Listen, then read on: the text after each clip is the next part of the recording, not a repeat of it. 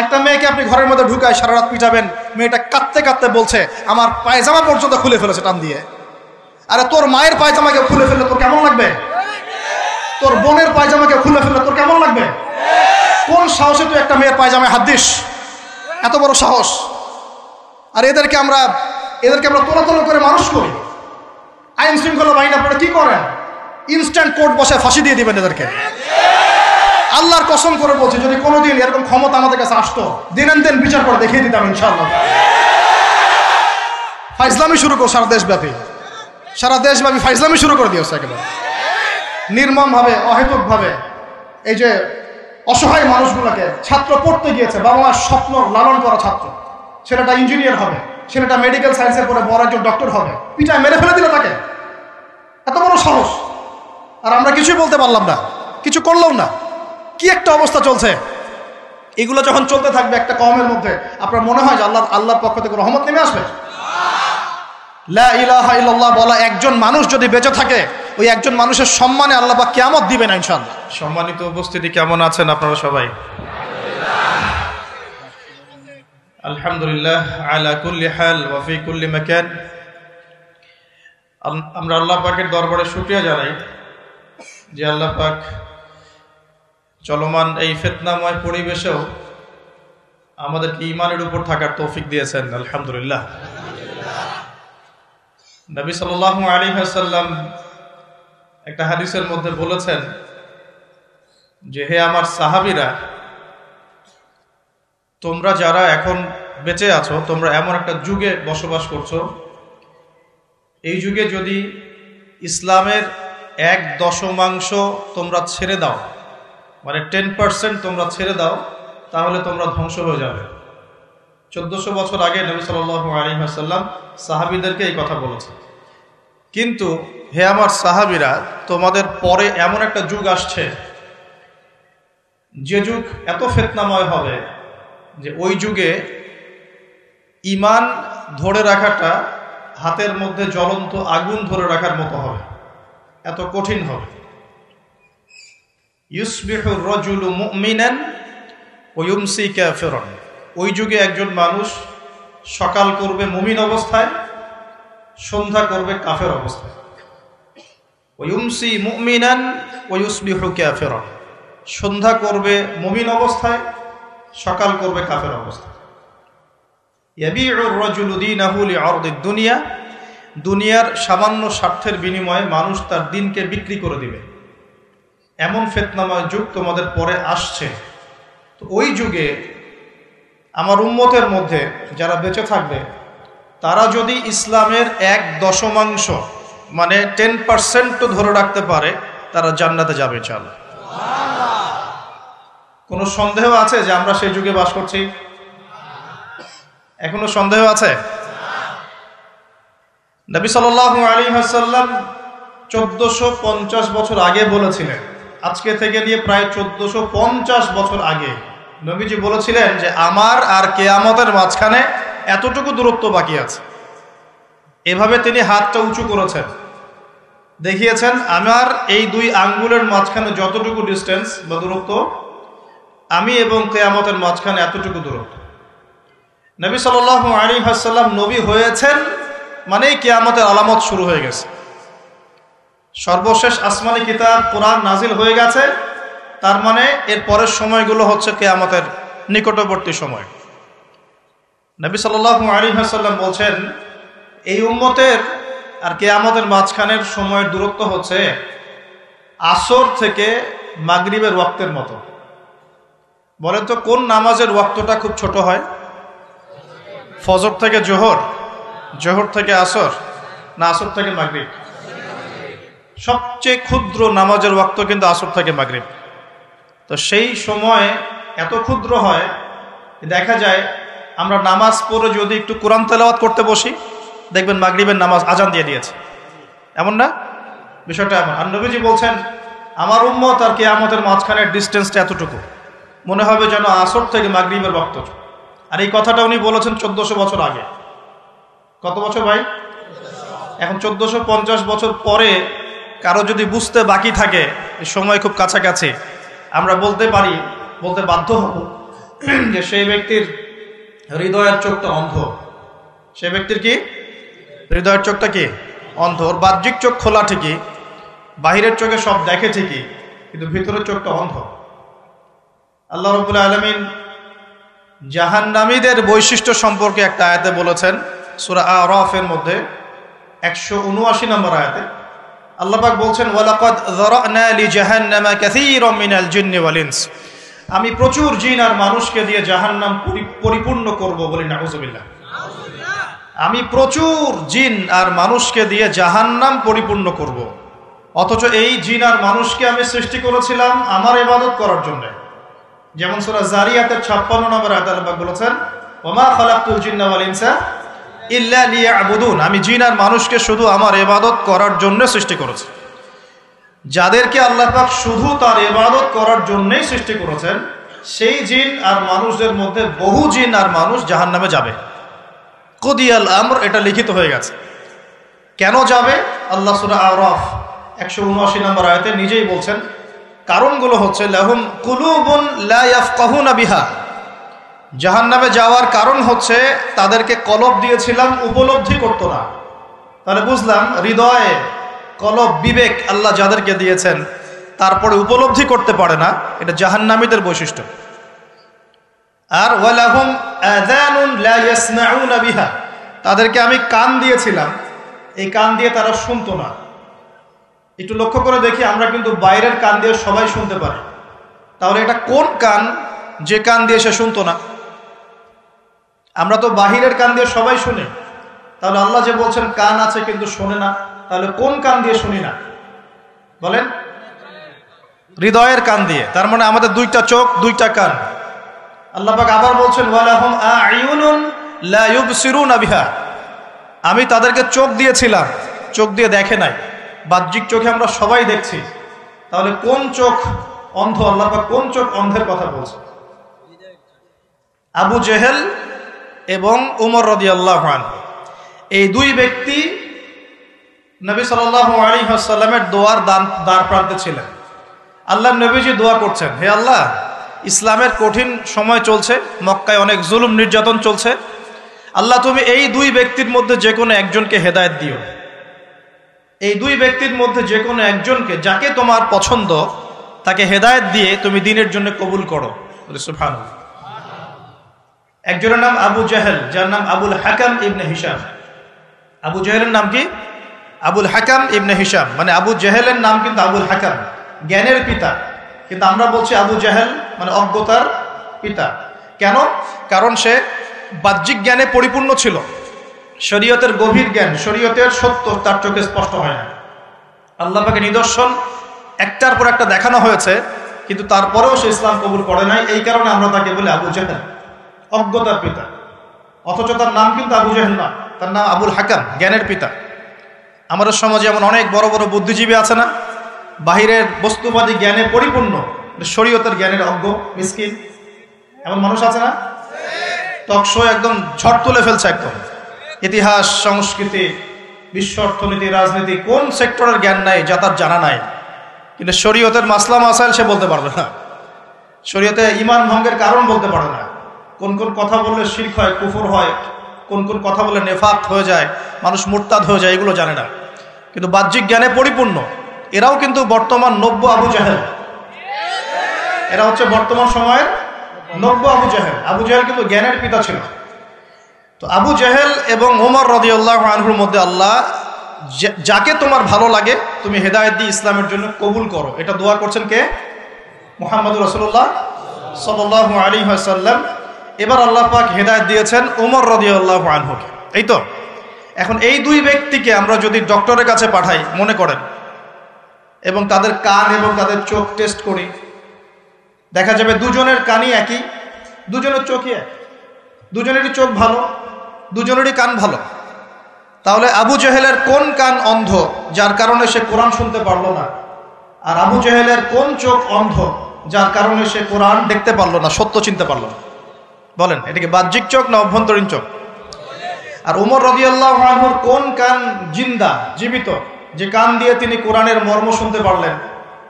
কোন চোখ জীবিত, যেই চোখ দিয়ে তিনি সত্যটাকে খুঁজে পেলেন। বাহ্যিক চোখ না ভিতরের চোখ? তার মানে বুঝতে পারলাম এই আয়াতে আল্লাহ পাক আমাদের বাহ্যিক চোখ বাহ্যিক কানের কথা বলছেন না। আল্লাহ বলছেন প্রচুর জিনার মানুষ যে জাহান্নামে যাবে তার অন্যতম কারণ হচ্ছে তাদের কলব ছিল কিন্তু মরে গেছে, মৃত কলব। চোখ দিয়েছি দেখে নাই, মানে এই চোখ দিয়ে ঠিকই দেখেছে কিন্তু কলবের চোখ দিয়ে দেখতে পারে নাই। কান দিয়েছি শোনে নাই, মানে কান তো এই চোখ এই কান দিয়ে শুনেছে ঠিকই, এই কান দিয়ে সবই শুনেছে কিন্তু এই কান দিয়ে কোরআন এবং সুন্নাহর মর্মমারি সত্য শুনতে পারে নাই। আল্লাহ পাক বলছেন উলাইকা কাল আনআম, এরা ছিল গবাদি পশু জন্তু জানোয়ারের মতো। নাউযুবিল্লাহ। বাল হুম আদল, বরং এরা তার চাইতেও নিকৃষ্ট ছিল। ওয়া উলাইকা হুমুল গাফিলুন, এরা ছিল গাফেল সম্প্রদায়, গাফেল। তাহলে আমরা এখানে বুঝতে পারলাম যদি আমরা কলবকে জিন্দা করতে না পারি এটা জাহান্নামে যাওয়ার কারণ। যদি আমরা ভিতরের চোখ দিয়ে দেখতে না শিখি এটা জাহান্নামে যাওয়ার কারণ। যদি আমরা ভিতরের কান দিয়ে শুনতে না শিখি এটা কি? জাহান্নামে যাওয়ার কারণ। এখন 1450 বছর পরেও যাদেরকে বোঝাতে হচ্ছে যে সময় হাতে বেশি নাই, আলামাতুস সাআ গুলো সব স্পষ্ট হয়ে যাচ্ছে, তাদের হৃদয়ের চোখটা অন্ধ না? ভিতরের কানটা অন্ধ না? কলবগুলো মরে গেছে না? আমি আপনাদেরকে কিছু দৃষ্টান্ত দেখাচ্ছি, যে দৃষ্টান্তগুলো আমাদের ঢাকা শহরের সাথেও মিলে যাবে। বড় বড় সব শহরের সাথে তো মিলে যাবেই। আমরা যে সমাজে বাস করি, বাংলাদেশ, ঢাকা শহর, আমরা ঢাকার বাসিন্দা, আমাদের সাথে আরো জাজল্যমানভাবে মিলে যাবে। এটা শুধু একটা শহরের গল্প নয়, বরং এটা হচ্ছে পুরো বিশ্বের সমস্ত বস্তুবাদী শহরের গল্প। পুরো বিশ্বের যত বস্তুবাদী শহর আছে সবারই গল্প এখন সেম। কারণ পুরো বিশ্বটা এখন হচ্ছে একটা গ্লোবাল ভিলেজ, মানে বিশ্বায়নের যুগ চলছে। এক জায়গায় ঢিল দিলে তরঙ্গ সারা বিশ্বে ছড়িয়ে পড়ে না? তো পুরো বিশ্বের গল্পই এটা, আর স্পেশালি আমাদের ঢাকা শহরেরও গল্প এটা। আমরা যেখানে বসবাস করছি, কোরআন এবং হাদিসের ভাঙাচুরা এলেম কালাম দিয়ে মনে হচ্ছে এখন পর্যন্ত যে আমাদের উপরে আল্লাহ পাকের গজবটা আসে নাই, এটাই হচ্ছে আল্লাহর রহমত। আমার কথা হয়তো সবাই বুঝতে পারবেন না, তবে জ্ঞানী মানুষ বুঝবেন ইনশাআল্লাহ। এখন পর্যন্ত যে আল্লাহ পাকের গজবগুলো আসে নাই, এটাই আল্লাহর সবচেয়ে বড় রহমত। আশার যে পাপগুলো আছে, এই কোনো পাপ করতে আমরা এখন বাদ দিচ্ছি না। আশা গজবকে ডেকে নিয়ে আসার যে পাপগুলো আছে, এই পাপের কোনোটা করতে ঢাকা শহরের অধিবাসীরা এখন বাদ দিচ্ছে না। আমি কোরআন এবং হাদিস লাস্ট 1 মাস থেকে এই গজব সংক্রান্ত বিষয়গুলো ঘাটাঘাটি করছিলাম। যখন থেকে যে ভূমিকম্প, টার্কি সিরিয়ার ঘটনাগুলা, ইউক্রেন রাশিয়ার বা ন্যাটো রাশিয়ার যে কনফ্লিক্ট, মহামারী, করোনা, কোভিড, বৈশ্বিক অর্থনৈতিক মন্দা, এই যে সমকালীন ইস্যুসগুলো চলছে, এগুলোর সাথে যখন আখিরুজ্জামানের হাদিসগুলোকে স্টাডি করছিলাম, তখন বুঝতে পারলাম যে স্পেশাল যে 10টা 15টা বা 20টা পাপ আছে, সর্বোচ্চ 20টা হবে, মেজর 10টা, এই 10-15টা 20টা পাপ যখন সারা বিশ্বে ছড়িয়ে পড়ে, তখন বিশ্বের অবস্থা এমন হবে যেমনটা এখন হয়েছে। কোরআন এবং সুন্নাহ A to Z ঘেটে ফেললে আপনি এগুলোই পাবেন। আমি আপনাদের স্টাডি করার স্বার্থে সহজ করে দিচ্ছি, চেষ্টা করছি, কারণ স্টাডির কোনো শেষ নাই। আমি যতটুকু বলবো এখান থেকে আপনি আবার স্টার্ট করতে পারবেন। একটা আমি আপনাকে বেস দিচ্ছি, এর উপর দাঁড়িয়ে আপনি আরো স্টাডি করতে পারবেন। আমার জ্ঞান তো চূড়ান্ত নয়, জ্ঞানের কোনো শেষ আছে? সর্বপ্রথম যে পাপের কারণে আল্লাহর গজব, আসমানের বালা, জমিনের বালা নেমে আসে, তার নাম হলো শিরক। তার নাম কি? এখন পুরো বিশ্বের বড় বড় যে বস্তুবাদী শহরগুলো আছে, সবগুলোর বেশিরভাগই শিরকে নিমজ্জিত আছে। আর এই শিরক শুধুমাত্র আল্লাহ ছাড়া মূর্তি পূজা করাই শিরক নয়, শুধুমাত্র আল্লাহ ছাড়া চন্দ্র, সূর্য, গ্রহ, নক্ষত্রের পূজা করাই শিরক নয়, শুধুমাত্র এই আল্লাহর সন্তান আছে এই ঘোষণা দেওয়ার নামই শিরক নয়। আমরা আমাদের শহরগুলোর মধ্যে আল্লাহ পাকের হালালকে হারাম করে নিয়েছি, হারামকে হালাল করে নিয়েছি, এটাও একটা শিরক, এটা একটা কুফর।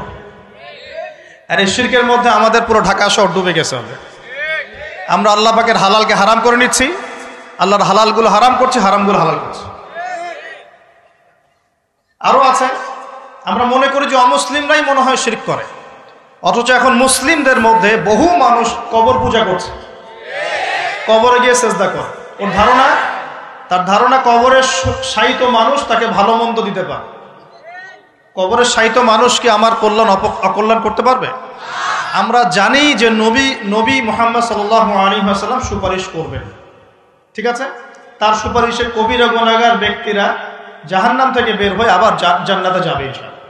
আমরা জানি আল কোরআন সুপারিশ করবে, আমরা জানি যে রোজা সওম সুপারিশ করবে, আমরা জানি দান সদকা কিয়ামতের মাঠে বান্দাকে ছায়া দিবে, কোরআনে সূরা আলে ইমরান, সূরা বাকারা, সামিয়ানার মতো বান্দাকে ছায়া দিবে। আমরা জানি আলেম ওলামা সুপারিশ করবে, হাফেজে কোরআন সুপারিশ করবে, আমরা জানি শহীদগণ সুপারিশ করবে। সুপারিশ এক জিনিস, কিন্তু মৃত মানুষ কি আমাকে কল্যাণ অকল্যাণ দিতে পারে? তো মুসলিমদের মধ্যে বহু মানুষ এখন কবর পূজা করছে না?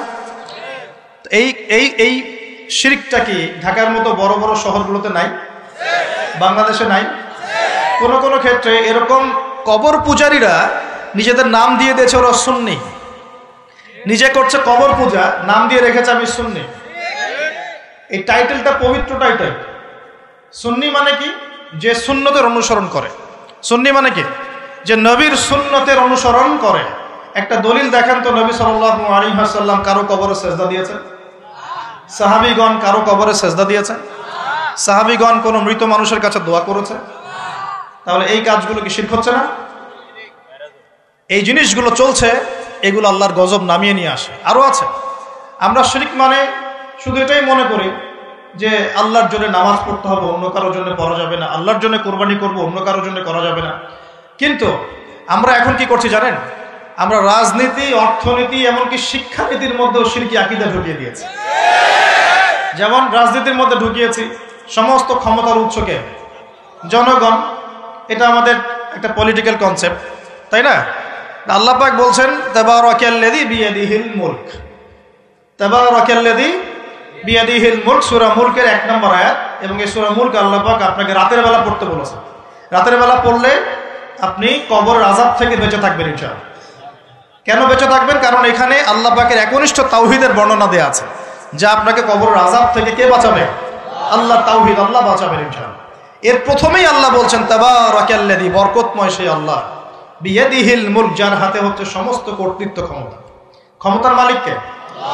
আল্লাহ পাক সূরা আলী ইমরানে বলছেন কুলিল্লাহুম্মা মালিকাল মুলক, হে আল্লাহ বলো, আল্লাহ, হে আল্লাহ তুমি হচ্ছ রাজত্বের মালিক। রাজত্বের মালিক কে? তুতিল মুলকা মান তাশা, তিনি যাকে ইচ্ছা রাজত্ব দেন। ওয়া তানজিউল মুলকা মিম্মান তাশা, যার থেকে ইচ্ছা রাজত্ব কেড়ে নেন। তাহলে এর মালিক কে? ফেরাউনকে কে রাজত্ব দিয়েছিল? আর তাকে কে ডুবিয়ে দিয়েছে? তাহলে দেয়ার মালিক কে? ডুবিয়ে দেওয়ার মালিক কে? আবার দাউদ আলাইহিস সালামকে কে দায়িত্ব দিয়েছিল? সুলাইমান আলাইহিস সালামকে কে এই বিশ্বের শাসক বানিয়েছে? ইউসুফ আলাইহিস সালামকে জেলখানা থেকে বের করে মিশরের শাসক কে বানিয়েছে? মুহাম্মদ সাল্লাল্লাহু আলাইহি ওয়াসাল্লামকে মক্কা থেকে শূন্য হাতে মদিনায় নিয়ে গিয়ে মদিনার শাসক কে বানিয়েছে? তো এটা দেয়ার মালিক কে? আল্লাহর মনোনীত বান্দাগণ যখন দায়িত্ব পেয়েছেন, তারা কি আল্লাহর বিধান বাদ দিয়ে অন্যের বিধান দিয়ে দাসত্ব করেছে? তাহলে আমরা তো খলিফা শব্দই বুঝি না। আমরা এই পৃথিবীতে কার খলিফা? আমরা এই দুনিয়ায় কার খলিফা? খলিফার দায়িত্ব কি? আল্লাহ পাক সূরা সদের মধ্যে বলছেন, ইয়া দাউদ, হে দাউদ, ইন্না জাআলনাকা খলিফাতান ফিল আরদ, হে দাউদ আমি তোমাকে পৃথিবীতে আমার খলিফা করেছি। কি করেছি? কে করেছেন? তোমার দায়িত্ব হচ্ছে ফাহকুম বাইনান নাসি বিল হক, মানুষের মাঝে হকের মানদণ্ডে বিচার ফয়সালা করো। মানুষের মাঝে হকের মানদণ্ডে বিচার ফয়সালা করো। এখন হক, সত্য, সত্য মিথ্যা, ন্যায় অন্যায় চূড়ান্ত মানদণ্ড কি? আমার নিজের মন গড়া যুক্তি, বিজ্ঞান, দর্শন, নাকি আল্লাহ পাকের ওহী? কোনটা? এখন আল্লাহ পাকের ওহী দিয়ে বিশ্বের কতগুলো রাষ্ট্র পরিচালিত হচ্ছে হিসাব করে দেখেন না। তাহলে এটা বৈশ্বিক শিরক চলছে না? সারা বিশ্বে এখন বৈশ্বিক শিরক চলছে। যখন এই শিরকগুলো বেশি বেড়ে যাবে, যেটা বেড়ে গেছে, তখন আল্লাহ রাব্বুল আলামিন আসমানের গজব নামাবেন, জমিনের গজব নামাবেন। যখন নূহ আলাইহিস সালামের কওম শিরক করা শুরু করেছিল, আল্লাহ পাক প্লাবন দিয়ে ধ্বংস করে দিয়েছেন। আস্তে আস্তে সেদিকেই বিশ্ব যাচ্ছে। আল্লাহ পাক এই বিশ্ববাসীর মধ্যে একটা বড় অংশকে অচিরে ধ্বংস করে দিবেন। লেখা হয়ে গেছে এগুলো। আরো সামনে যান। আমরা অর্থনীতির মধ্যেও শিরক করছি। কেমন শিরক করছি? আল্লাহ পাক হালাল অর্থনীতি দিয়েছেন, ইসলামিক অর্থনীতি। এখানে হালাল করেছেন ব্যবসা, এখানে হালাল করেছেন যাকাত, সাদাকা, সাদাকাতুল ফিতর, কৃষিভিত্তিক অর্থনীতি, এক্সপোর্ট ইম্পোর্ট, মানে সুদ রিবা বাদ দিয়ে যা কিছু আছে সব বৈধ। রিবা ঘুষ, দুর্নীতি, প্রতারণা বাদ দিয়ে যা কিছু আছে সবই বৈধ, আল্লাহ পাক বৈধ করেছে। পুরো বিশ্বের ব্যাংকিং সিস্টেম চলছে সুদের মধ্য দিয়ে, পুরো বিশ্বের। শুধু একটা কান্ট্রিকে মার্ক করা যাবে না, একটা কান্ট্রিকে দোষ দেওয়া যাবে না। পুরো বিশ্বের অর্থনৈতিক মোড়ল যারা আছে এরা সারা বিশ্বকে সুদভিত্তিক অর্থনীতির শিকল দিয়ে বেঁধে ফেলেছে। এখান থেকে কেউ বের হতে পারছে না এখন। তো সারা বিশ্বে আল্লাহর দেওয়া অর্থনীতি বাদ দিয়ে মানুষের অর্থনীতি চলছে না। এটা শিরক না কুফর, নাকি তাওহীদ সুন্নাত, কোনটা? এটা শিরক কুফর না? যখন আল্লাহ পাকের হালালকে আপনি হারাম করে নেবেন, আল্লাহর হারামকে হালাল করে নেবেন, জেনে রাখবেন যেটা একটা শিরকি আকীদা, একটা কুফরি আকীদা, এটা কাজ করা হচ্ছে। আর যখন একটা এলাকার মানুষ শিরক আর কুফরে থাকবে, আল্লাহর কি বরকত নেমে আসবে না আযাব নেমে আসবে? এজন্যই তো আযাব আসছে। আমরা তো আযাব দেখে বস্তুবাদী সমাধান খুঁজি। কি সমাধান? ভূমিকম্প আসছে, অতএব এখন ভালো ভালো সিমেন্ট দিয়ে বাড়ি বানাও শক্ত করে, যাতে ভূমিকম্পে না নড়ে। আমরা বস্তুবাদী সলিউশন খুঁজি। আর বেশি বেশি আশ্রয় কেন্দ্র খোলো, যাতে করে পরবর্তীতে ওখানে গিয়ে উদ্ধার করা যায়। হ্যাঁ, ব্যাকআপ চিন্তা করি যে কি করা যায়, কোনো প্রযুক্তি বের করি যাতে আগে থেকেই ভূমিকম্পের সতর্কবার্তা দেওয়া যায়। আমরা বস্তুবাদী চিন্তা করি না। আর সলিউশন হচ্ছে, আমরা যদি শিরক আর কুফর থেকে তওবা করতাম, আল্লাহ গজব উঠিয়ে নিতেন। গজব দেওয়ার মালিককে, উঠিয়ে নেওয়ার মালিককে।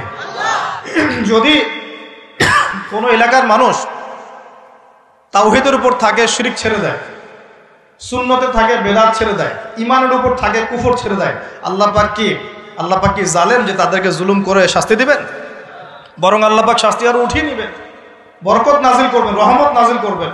সূরা আরাফে আল্লাহ বলেছেন, যদি জনপদের অধিবাসীরা ঈমান নিয়ে আসতো, আমি অবশ্যই তাদের উপরে বরকতের দরজাগুলো খুলে দিতাম। আলহামদুলিল্লাহ, আসমান জমিনের বরকতের দরজা সব খুলে দিতাম। কিন্তু জনপদের অধিবাসী তো ঈমান আনবে না, কারণ মনে করছে যে আমরাই সব। মানুষ এখন এই পৃথিবীর বেশিরভাগ মানুষ মনে করে যে মানুষই সবকিছু, মানুষই সবকিছু। মানে এই সভ্যতার কারিগর হচ্ছে মানুষ, মানুষ এমন মনে করে। অথচ সভ্যতা শুরু হয়েছে নবীদের হাতে, সভ্যতা শেষও হবে নবীদের হাতে। সভ্যতা শুরু হয়েছে কোন নবীর হাতে বলেন? এই পৃথিবীতে সর্বপ্রথম কৃষিকাজ করেছেন কোন নবী জানেন? আদম আলাইহিস সালাম। আর এমন কোন নবী নাই আল্লাহ পাকের যে নবী কৃষিকাজ এবং পশুপালন করেন নাই। এমন কোন নবী নাই যিনি কৃষিকাজ পশুপালন করেন নাই। এটা নবীদের সুন্নত। কারণ নবীদেরকে মানুষকে সঠিক পথে আনতে হয়। যখন আপনি পশুপালন করবেন, কৃষিকাজ করবেন, তখন কিন্তু আপনার মধ্যে একটা ধৈর্য বাড়বে, মানুষকে নেতৃত্ব দেওয়ার একটা ক্ষমতা তৈরি হবে। তো মুসা আলাইহিস সালামকে আল্লাহ পাক 10 বছর ওই কৃষিকাজ করিয়েছেন, ফার্মে কাজ করিয়েছেন। শুআয়ব আলাইহিস সালামের ফার্মে তিনি 10 বছর কাজ করেছেন। কারণ বনু ইসরায়েলের মতো একটা ছিন্ন ভিন্ন জাতিকে তাকে নেতৃত্ব দিতে হতো। আল্লাহ পাক আগে তাকে তৈরি করেছেন। আল্লাহ বলেছেন, ওয়াসতানা'তুকা লিনাফসি, আমি নিজের জন্য তোমাকে তৈরি করেছি আগে। তো এই যে কৃষিকাজকে খারাপ মনে করবেন না। এগুলো যারা করেন মনোকষ্টে ভুগবেন না যে আপনি দরিদ্র, আপনার মান সম্মান কম, এমন নয়। আপনি বরং সম্মানিত মানুষ, কারণ আপনি নবীদের সুন্নতের পেশায় আছেন, মাশাআল্লাহ। তো যেটা বলছিলাম, যখন শিরক আর কুফর বাড়তে থাকে একটা জনপদের মধ্যে, তখন আল্লাহর আযাব গজব নামতে থাকে। এই সমস্যাগুলো আমাদের শহরে নাই? শিরক আর কুফরে ভর্তি হচ্ছে না দিন দিন? আমাদের শহরে পেপার পত্রিকা খুললেই দেখা যায় রাশিফল। কি রাশিফল? তুমি সিংহ রাশি, তোমার দিনটা কেমন যাবে। তুমি কন্যা রাশি, তোমার দিনটা কেমন যাবে। আর প্রায় মিডিয়াগুলো এগুলো প্রচার করে না? এসব মুশরিক মিডিয়া, এগুলো সবই মুশরিক। কিরকম করে বুঝলাম মুশরিক? একটা ভূমিকম্প যদি হয়, বলবে না যে আল্লাহর কাছে মানুষ কত অসহায়, এরকম শিরোনাম দিয়ে সংবাদ করবে না। কি করবে? প্রকৃতির কাছে মানুষ কতই না অসহায়। আল্লাহ বললে মৌলবাদী হয়ে যাবে, আল্লাহ বললে কি হবে? কারণ মৌলবাদী হয়ে যাবে। প্রকৃতি শব্দ চুজ করে কথা বলবে। প্রকৃতির কাছে আমরা কত অসহায়। কে প্রকৃতি? প্রকৃতি কি, কাকে বলে, কত প্রকার, কি কি সংজ্ঞা দেখ। প্রকৃতিকে, প্রকৃতিকে সৃষ্টি করলো, এটা কত প্রকার, কি কি, কে তাকে নিয়ন্ত্রণ করে, এগুলো বলবে না? মানুষের ব্রেন ওয়াশ করে ফেলা হচ্ছে এগুলোকে। এই রাশিফল সবার মাথা ঢুকিয়ে দেওয়া হচ্ছে রাশিফল। আজকের দিনটা কেমন যাবে, আজকের দিন কেমন যাবে বেটা তুমি জানো? কালকের দিন তোমার কেমন যাবে তুমি জানো? মানুষের জ্ঞান তো এতই ক্ষুদ্র যে মানুষ এটাই জানে না আগামীকাল তার সাথে কি হবে। মানুষের জ্ঞান কত ক্ষুদ্র একটু দেখেন। আপনার নিজের সাথে আগামীকাল কি হবে আপনি তাই জানেন না। কে গ্যারান্টি দিতে পারবে সে তার সাথে আগামীকাল কি হবে?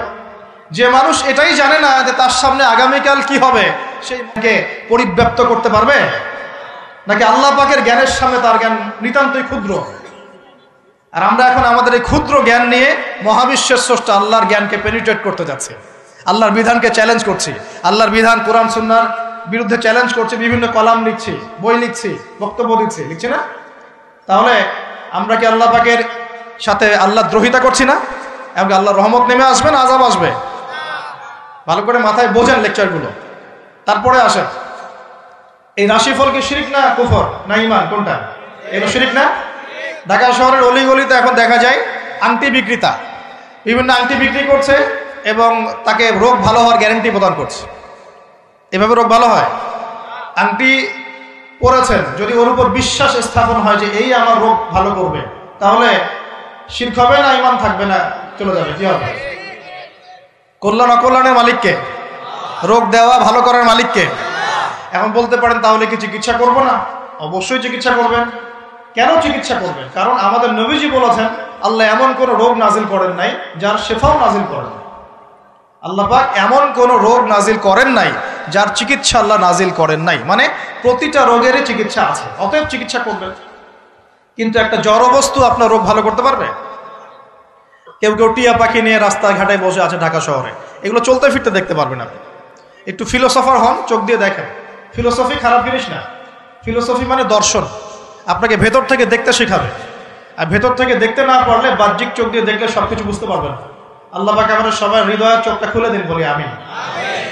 রাস্তাঘাটে বসে আছে, টিয়া পাখি দিয়ে ভাগ্য পরীক্ষা করছে। তো এখন এই টিয়া পাখি দিয়ে ও যদি ভাগ্য পরীক্ষা করতে পারে, তাহলে ওর আজকে প্রধানমন্ত্রী হওয়ার কথা না? ও রাস্তার ধারে বসে আছে কেন? ও নিজে রাস্তার ধারে বসে আছে বলেন? আমাদের ঢাকা শহরে একটা জিনিস বাড়ছে দিন দিন, এই জাদুবিদ্যার চর্চা বাড়ছে। দেখলাম কিরকম করে বুঝলাম যে জিনের রোগী বাড়ছে দিন দিন, জিনগ্রস্ত রোগী। জিনগ্রস্ত রোগী এটা আবার কি? এটা তো আবার অনেকে বিশ্বাসই করবে না জিন বলতে কিছু আছে। আমরা বিশ্বাস করি যে মানব জাতির পাশাপাশি এই পৃথিবীতে জিন জাতীয় আছে। মানুষের মাঝে যেমন ভালো মন্দ মানুষ আছে, জিনের মধ্যেও ভালো মন্দ জিন আছে। জিনের মধ্যে কি আছে ভাই? ভালো মন্দ জিন আছে। এক শ্রেণীর জিন আছে আল্লাহর অনুগত, এক শ্রেণীর জিন আছে উদ্ধত। উদ্ধত জিনগুলো মানুষের ক্ষতি করে, এবং যখন মানুষ আল্লাহর বিধান মানে না, পাক পবিত্র থাকে না, জিকির আজগার করে না, দোয়া কালাম পড়ে না, হ্যাঁ, কোরআন তেলাওয়াত ছেড়ে দেয়, তখন জিন মানুষকে ধরে। কোনো কোনো সময় বিভিন্ন স্বার্থ উদ্ধারের জন্য মানুষ কবিরাজ, গণক, জাদুকরের কাছে যায়, গিয়ে তাবিজ কবজ করায় না? তাবিজ করায়, বান মারে, জাদুটনা করে না? এতে করে সম্পর্কের মধ্যে বিচ্ছেদ ঘটায়। হ্যাঁ, অনেকে আবার প্রেমিকাকে পাওয়ার জন্য বশ করছে, তাবিজ করছে। হ্যাঁ, চাকরিতে ভালো চাকরি হয় না, চাকরির জন্য তাবিজ করছে। তারপর অনেকের ব্যবসা উন্নতি হচ্ছে, হিংসা লাগে, ওর বিরুদ্ধে কাজ করছে। এই যে সমস্যাটা ইদানিং শহরের মধ্যে বাড়ছে, এটা কিন্তু সেখর বা জাদু, কুফরি। কেউ যদি এই কাজে লিপ্ত হয়, সে ঈমান হারিয়ে ফেলবে, ইসলাম থেকে নাম কাটা পড়ে যাবে। আল্লাহ পাক আমাদের সবাইকে হেফাজত করুন, বলি আমিন। অনেক শিরকে আছে। আমরা এখন শিক্ষার মধ্যেও শিরক করছি। কিরকম? দীর্ঘদিন শুনলাম যে আমরা আল্লাহ পাকের সৃষ্টি, আল্লাহ রাব্বুল আলামিন নিজ হাতে সৃষ্টি করেছেন, এগুলোই সব বইপত্র ছিল। এখন আস্তে আস্তে আস্তে বইপত্রগুলোর মধ্যে চেঞ্জ আনা হচ্ছে। একটা সুদূর প্রসারী লক্ষ্যকে সামনে রেখে একটা প্রজন্ম তৈরি করার চেষ্টা করা হচ্ছে, যে এই প্রজন্মটা আল্লাহ থেকে দূরে সরে যাবে, রাসূল থেকে দূরে সরে যাবে। আমরা এখন মানুষকে বিবর্তন শেখাই, অথচ আল্লাহ পাক বলেছেন খলাকতু বিয়াদাইয়া ইয়া ইবলিস, হে ইবলিস, মা মানাআকা, তোমাকে কে নিষেধ করলো? মা মানাআকা আল্লা তাসজুদা ইয আমারতুক, তোমাকে কে বারণ করলো আদমকে সিজদা করতে, যাকে আমি সৃষ্টি করেছি? খলাকতু বিয়াদাই, আমি যাকে নিজ হাতে সৃষ্টি করেছি। তাহলে আল্লাহ পাক আমাদেরকে কিভাবে সৃষ্টি করেছেন? নিজ হাতে। এটা সম্মানের না? এটা ভালোবাসার না? আল্লাহ পাক অন্য কোনো মাখলুক সৃষ্টির ব্যাপারে বলেন নাই যে আমি অমুক মাখলুকটাকে নিজ হাতে সৃষ্টি করেছি, আসমানকে নিজ হাতে সৃষ্টি করেছি, জমিনকে নিজ হাতে সৃষ্টি করেছি, এমনটা আল্লাহ পাক কোথাও বলেন নাই। আল্লাহ পাক শুধু বলেছেন আদমকে সৃষ্টি করেছি, খলাকতু বিয়াদাই, আমি নিজ হাতে তাকে সৃষ্টি করেছি। সুবহানাল্লাহ।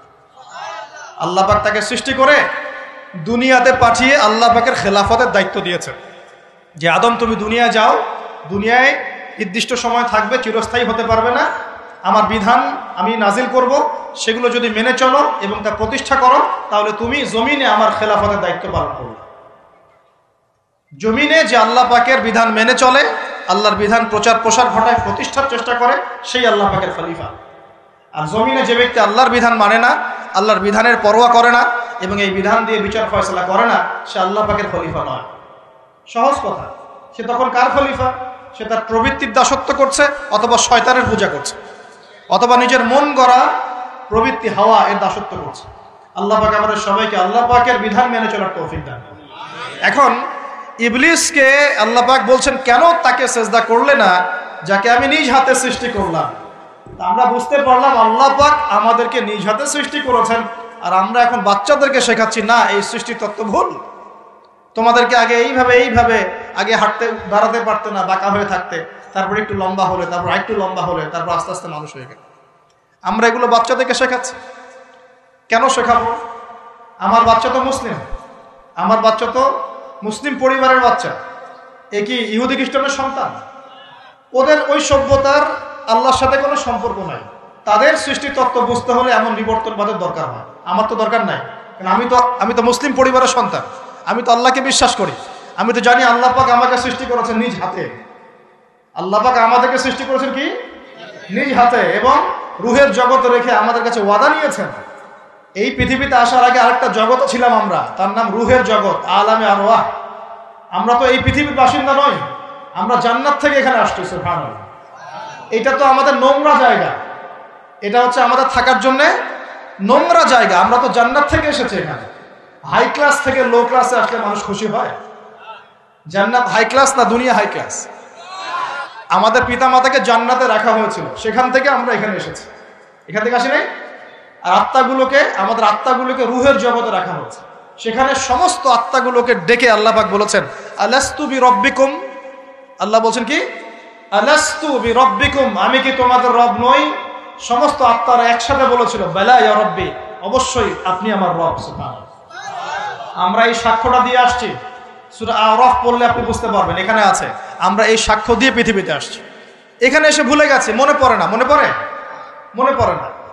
এইটা মনে করানোর জন্যই তো আল্লাহ পাক যুগে যুগে নবী রাসূল পাঠিয়েছে। এটা মনে করিয়ে দেওয়ার জন্যই আল্লাহ পাক আসমানে কিতাব নাজিল করেছেন। তুমি ভুলে যেও না, তুমি ওই জগতে ছিলে, আমাকে সাক্ষী দিয়ে এসেছো। এই দুনিয়ার ফিতনায় আমাকে ভুলে যেও না। নবীগণ এসেছেন, হেদায়েতের বাণী শুনিয়েছেন, আসমানে কিতাব নাজিল হয়েছে, আমরা সেই কিতাব পেয়েছি। এই সিলসিলা চলতে চলতে আদম থেকে নিয়ে মুহাম্মদ সাল্লাল্লাহু আলাইহি ওয়াসাল্লাম পর্যন্ত প্রায় 1,24,000 নবী আল্লাহ পাঠিয়েছে। তার সর্বশেষ নবীর নাম কি? মুহাম্মদ রাসূলুল্লাহ সাল্লাল্লাহু আলাইহি ওয়াসাল্লাম। এর আগে তাওরাত, জাবুর, ইনজিল সবই আল্লাহর পক্ষ থেকে এসেছিল। মানুষ যখন সেগুলোকে বিকৃত করেছে, আল্লাহ পাক আবার নতুন করে বিধান পাঠিয়েছে। এই সর্বশেষ বিধান কোনটা? আল কোরআন, এবং তার ব্যাখ্যা কি আছে? হাদিস। এই কোরআন হাদিস ঘাটাঘাটি করলেই আমরা পেলাম যে একটা জনপদের মানুষ যখন এমন শিরক আর কুফরে নিমজ্জিত থাকে, তখন আল্লাহর পক্ষ থেকে আযাব আসে। আর আমরা কি সেই পাপে নাই ভাই? আপনার উপরের লেভেলের সিস্টেম থেকে শুরু করে নিয়ে একদম এই শিক্ষাক্ষেত্র বলেন, হাতের আংটি বলেন, চিন্তা চেতনা বলেন, হ্যাঁ, রাস্তাঘাটের ওই যে গণকের কথা বলেন, কবিরাজের কথা বলেন, জাদুবিদ্যার চর্চা বলেন, হ্যাঁ, ওই ভাগ্য গণকের কথাই বলেন, রাশিফলের কথাই বলেন, সব আমরা শিরকের মধ্যে লিপ্ত আছি। এর পাশাপাশি আমরা কবর পূজা করছি, মাজার পূজা করছি, আমরা আল্লাহ ছাড়া অন্য কারোর জন্য জবাই করছি, মানত করছি, কসম করছি, কুরবানি করছি। কোনো কোনো জায়গায় আমরা আগুনেরও পূজা করছি, আগুনের সামনে দাঁড়িয়ে মাথা নত করছি না? আবার কোনো কোনো জায়গায়, কিছু বড় বড় জায়গায় পর্যন্ত নীরবতা পালন করাও। নীরবতা মানে কি? আমরা নামাজের মধ্যে যখন দাঁড়াই, তখন আল্লাহর উদ্দেশ্যে নীরব হই না? আল্লাহর উদ্দেশ্যে নীরব হয়ে আমি আল্লাহর ধ্যানে মগ্ন হয়ে যাই না? তো এখানে আপনি কার ধ্যান করছেন? যখন আপনি আগুনের সামনে দাঁড়ায় নীরব হয়ে দাঁড়িয়ে আছেন, তখন কার ধ্যান করছেন? এটা শিরক হচ্ছে না? এটা তো আপনি আগুনের ধ্যান করা শুরু করলেন। এখানে তো আপনি আল্লাহকে স্মরণ করছেন না। বুঝতে পারছেন না মনে হয়? মনে করেন একজন মানুষ মারা গেছে, লাশ, কথা তো এই লাশটার সামনে দাঁড়িয়ে আপনি নীরবে 2 মিনিট দাঁড়িয়ে আছেন কেন? কি দরকার? এটা কি নবীর সুন্নাত? আপনি নামাজে দাঁড়াবেন, নামাজে দাঁড়িয়ে আল্লাহকে স্মরণ করবেন, আল্লাহর কাছে দোয়া করবেন। আল্লাহ ছাড়া আমরা নামাজের মধ্যে নীরবতা পালন করি না? নামাজে নীরব হয়ে আল্লাহর কাছে ধ্যান করি না? মনোযোগ ধরে রাখি না? তো এখন আপনি কোথায় মেডিটেশন করছেন? এটা তো শয়তানের দিকে যাওয়ার রাস্তা খুলে দিবে আপনাকে। অনেকে আগুনের সামনে মাথা নত করছেন, প্রদীপের পূজা করছেন, অনেকে দেখা যায় বিভিন্ন দিবসে এই যে বানর, হনুমান, ওইসবের মূর্তি টুর্তি নিয়ে রাস্তাঘাটে দৌড়াদৌড়ি করছেন। ছেলেপেলেরা এগুলো বেশি করছে। কাকে প্রমোট করছো তোমরা? কাকে প্রমোট করতে যাচ্ছে? কোন সংস্কৃতি প্রমোট করছে? এই হাদিস এটাও আছে শেষ জামানায় যে আমার উম্মতের একটা বড় অংশ মুশরিকদের সাথে মিশে যাবে এবং মূর্তি পূজা শুরু করবে। এগুলো চলছে না এখন? এগুলো যখন চলবে তখন আমাদের উপর কি আল্লাহ পাকের রহমত নেমে আসবে ভাবছেন, না আযাব আসবে? ওই যে বলেছে আযাব যে আসে নাই সেটাই আল্লাহর রহমত, এটা আমি গবেষণা করে বলছি। আযাব যে আসে নাই এখন পর্যন্ত এটাই আল্লাহ পাকের রহমত। তওবা করে ফিরে না আসলে অচিরেই আল্লাহ পাকের আযাব নেমে আসবে ইনশাআল্লাহ। আল্লাহ হেফাজত করুন। তারপরে আমরা শঙ্কিত যে কখন না নেমে আসে। আল্লাহ রাব্বুল আলামিন আমাদেরকে হেফাজত করে নেবেন। এভাবে প্রতিটা ক্ষেত্রে শিরক চলছে, শিরক আর কুফর, শিরক আর কুফর। কোরআন খোলেন, হাদিস পড়েন, দেখবেন আল্লাহ পাক যতগুলো জনপদকে ধ্বংস করেছেন তার প্রধান দুইটা পাপ ছিল শিরক আর কুফর। কুফর এই যে আমাদের যুব সমাজ এটাই বোঝে না যে নামাজটা ছেড়ে দেওয়াটা কুফরি। নামাজ যে না পড়া, ছেড়ে দেওয়া, ইচ্ছা করে না পড়াটা কুফরি, এটা ওদেরকে কেউ শেখায় নাই। 20 বছর পড়াশোনা করেছে বিশ্ববিদ্যালয়ে, স্কুল কলেজ বিশ্ববিদ্যালয়ে 20 বছর পড়াশোনা করেছে, কেউ কোনো স্যার ওদেরকে শেখায় নাই যে নামাজ ছেড়ে দিলে কুফরি হয়। এবং এদের সংখ্যা লক্ষ লক্ষ না, মনে হয় কোটি কোটি হবে যুব সমাজ যারা 20-25 বছর পড়াশোনা করে নামাজ যে কুফর, নামাজ ছেড়ে দেওয়া যে কুফরি, এটা শেখে নাই। আর নবীজি বলেছেন মান তারাকা সালাতান মুতাআম্মিদান ফাকাদ কাফারা। যে কোনো মাযহাবের ইমাম সাহেবকে জিজ্ঞাসা করুন, যে কোনো মাযহাবের আলেমকে জিজ্ঞাসা করে দেখেন, এই হাদিসটা আপনাকে শুনিয়ে দিবে। যে ব্যক্তি ইচ্ছাকৃতভাবে নিজের উপর ফরজ নামাজ ছেড়ে দিল সে কুফরি করলো। কি করলো? তো এই যুব সমাজকে কে শিখাবে যেটা কুফরি? বহু ছেলে পেলে আমি তো দেখেছি ওয়াজ মাহফিল অ্যারেঞ্জ করা হয়েছে, এশার ওয়াক্ত হয়ে গেছে, সবাই নামাজে দাঁড়িয়েছে, অর্ধেকের বেশি নামাজ বাদ দিয়ে দূরে দাঁড়িয়ে হট্টগোল করছে, হই উল্লাহ করছে। এখানে ওয়াজে আসছে বক্তাকে দেখার জন্য আসছে। নামাজ নাই, ওয়াজ শুনে কি করবা তুমি? নামাজ ইম্পর্টেন্ট না ওয়াজ ইম্পর্টেন্ট? নামাজ না থাকলে ইসলাম থাকে? আমি আজকে একটা হাদিস পড়ে আসছি, আস্তে আস্তে পড়তে আসছিলাম এগুলা, যে ইসলামের শেষ জামানায় ইসলামের যে বিষয়গুলো উঠে যাবে, হ্যাঁ, ইসলামের যে বিষয়গুলো উঠে যাবে তার মধ্যে অন্যতম একটা হচ্ছে আল্লাহ পাকের আইন, আল্লাহ পাকের শাসন। উঠে যায় নাই সারা বিশ্ব থেকে? আস্তে আস্তে আস্তে উঠে গেছে না? আচ্ছা, এরপর বাকি থাকবে নামাজ। এরপর বাকি থাকবে কি? নামাজ। ওই নামাজ হবে সর্বশেষ ইসলামের রুকন, যেটা সর্বশেষে উঠে যাবে। নামাজও উঠে যাবে। এখন দেখেন তো সমাজের কত পার্সেন্ট মানুষ নামাজ পড়ে? কত পার্সেন্ট? একটু হিসাব করবেন, খালি মসজিদে ফজরের ওয়াক্তে আর এশার ওয়াক্তে যাওয়া আসা করে বুঝতে পারবেন যে নামাজ কত পার্সেন্ট মানুষ পড়ে। 5 ওয়াক্ত নামাজ কত পার্সেন্ট মানুষ পড়ে। তাহলে এই যে নামাজ যে শেষে উঠে যাবে, তাহলে শেষের সময় আমরা চলে আসছি না? আর সবার প্রথমে উঠে যাবে এই উম্মতের মধ্যে আমানত। কি উঠবে ভাই? এটা তো পুরো ঢাকা শহর থেকে উঠে গেছে। ঢাকা শহর কেউ কাউকে বিশ্বাস করতে পারে না। স্বামী পর্যন্ত স্ত্রীকে বিশ্বাস করতে পারে না, স্ত্রী স্বামীকে বিশ্বাস করতে পারে না, ভাই ভাইকে বিশ্বাস করতে পারে না, বোন বোনকে বিশ্বাস করতে পারে না। হ্যাঁ, ইমাম সাহেবকে কমিটি বিশ্বাস করতে পারে না, কমিটিকে ইমাম সাহেব বিশ্বাস করতে পারে না, মাহফিল কমিটিকে বক্তা বিশ্বাস করতে পারে না, বক্তাকে মাহফিল কমিটি বিশ্বাস করতে পারে না। হ্যাঁ, তারপর দেখা যায় যে অফিসের বস কর্মীদেরকে বিশ্বাস করতে পারছে না, কর্মীরা বসকে বিশ্বাস করতে পারছে না, শাসক জনগণকে বিশ্বাস করতে পারে না, জনগণ শাসককে বিশ্বাস করতে পারে না। সর্বত্র চলছে অবিশ্বাসের যুগ।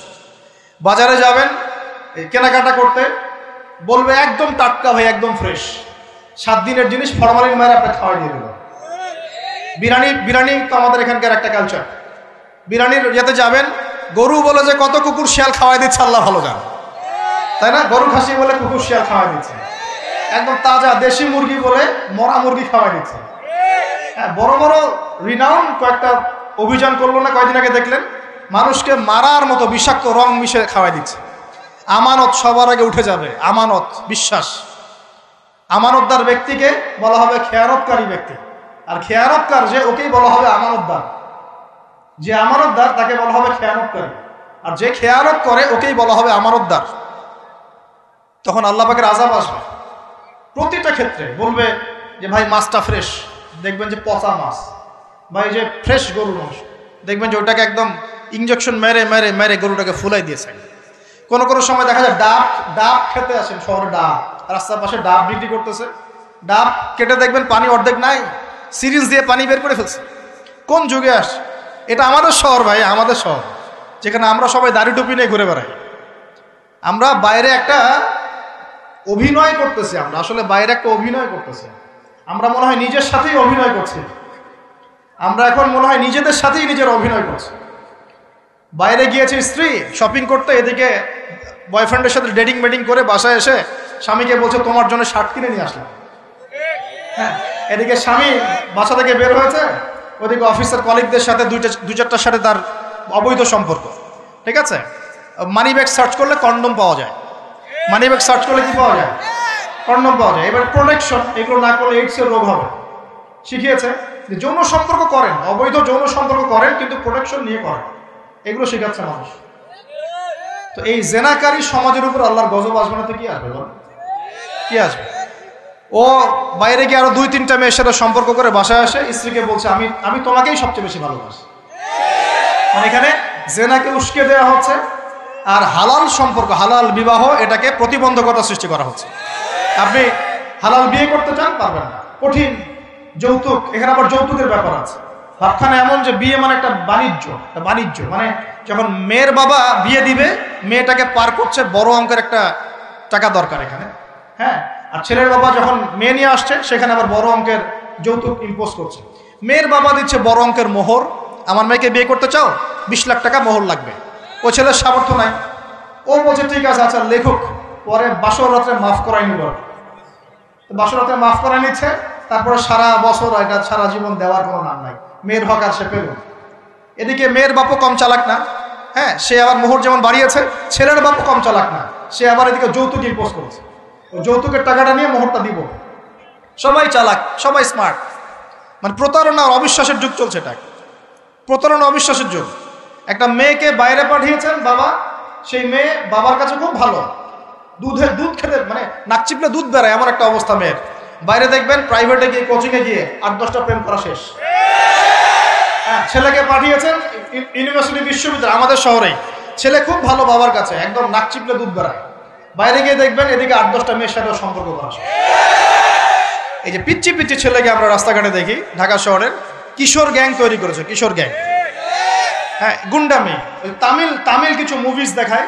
হ্যাঁ, মারামারি করছে, একটা ঘুষি দিলে একদম গাছের উপর উঠে যায়। হ্যাঁ, ওগুলো দেখে শিখছে, হকি স্টিক নিয়ে, চাকু চাপাতি নিয়ে ঘুরে বেড়ায়। আমরা টঙ্গি দিয়ে আসার সময় দেখেছি, আমাদের সামনে, আমাদের গাড়ির সামনে দৌড় দিয়ে ছো মেরে একটা মেয়ের কান থেকে একদম দুল ছিঁড়ে নিয়ে চলে যাবে। কানে দুল পরে আছে একটা মহিলা, কান টেনে ছিঁড়ে নিয়ে চলে গেল। মোবাইল ফোনে কথা বলছেন, গ্লাসটা খোলা, এইটুক সময়ের মধ্যে ছো মেরে মোবাইল ফোন নিয়ে চলে গেল।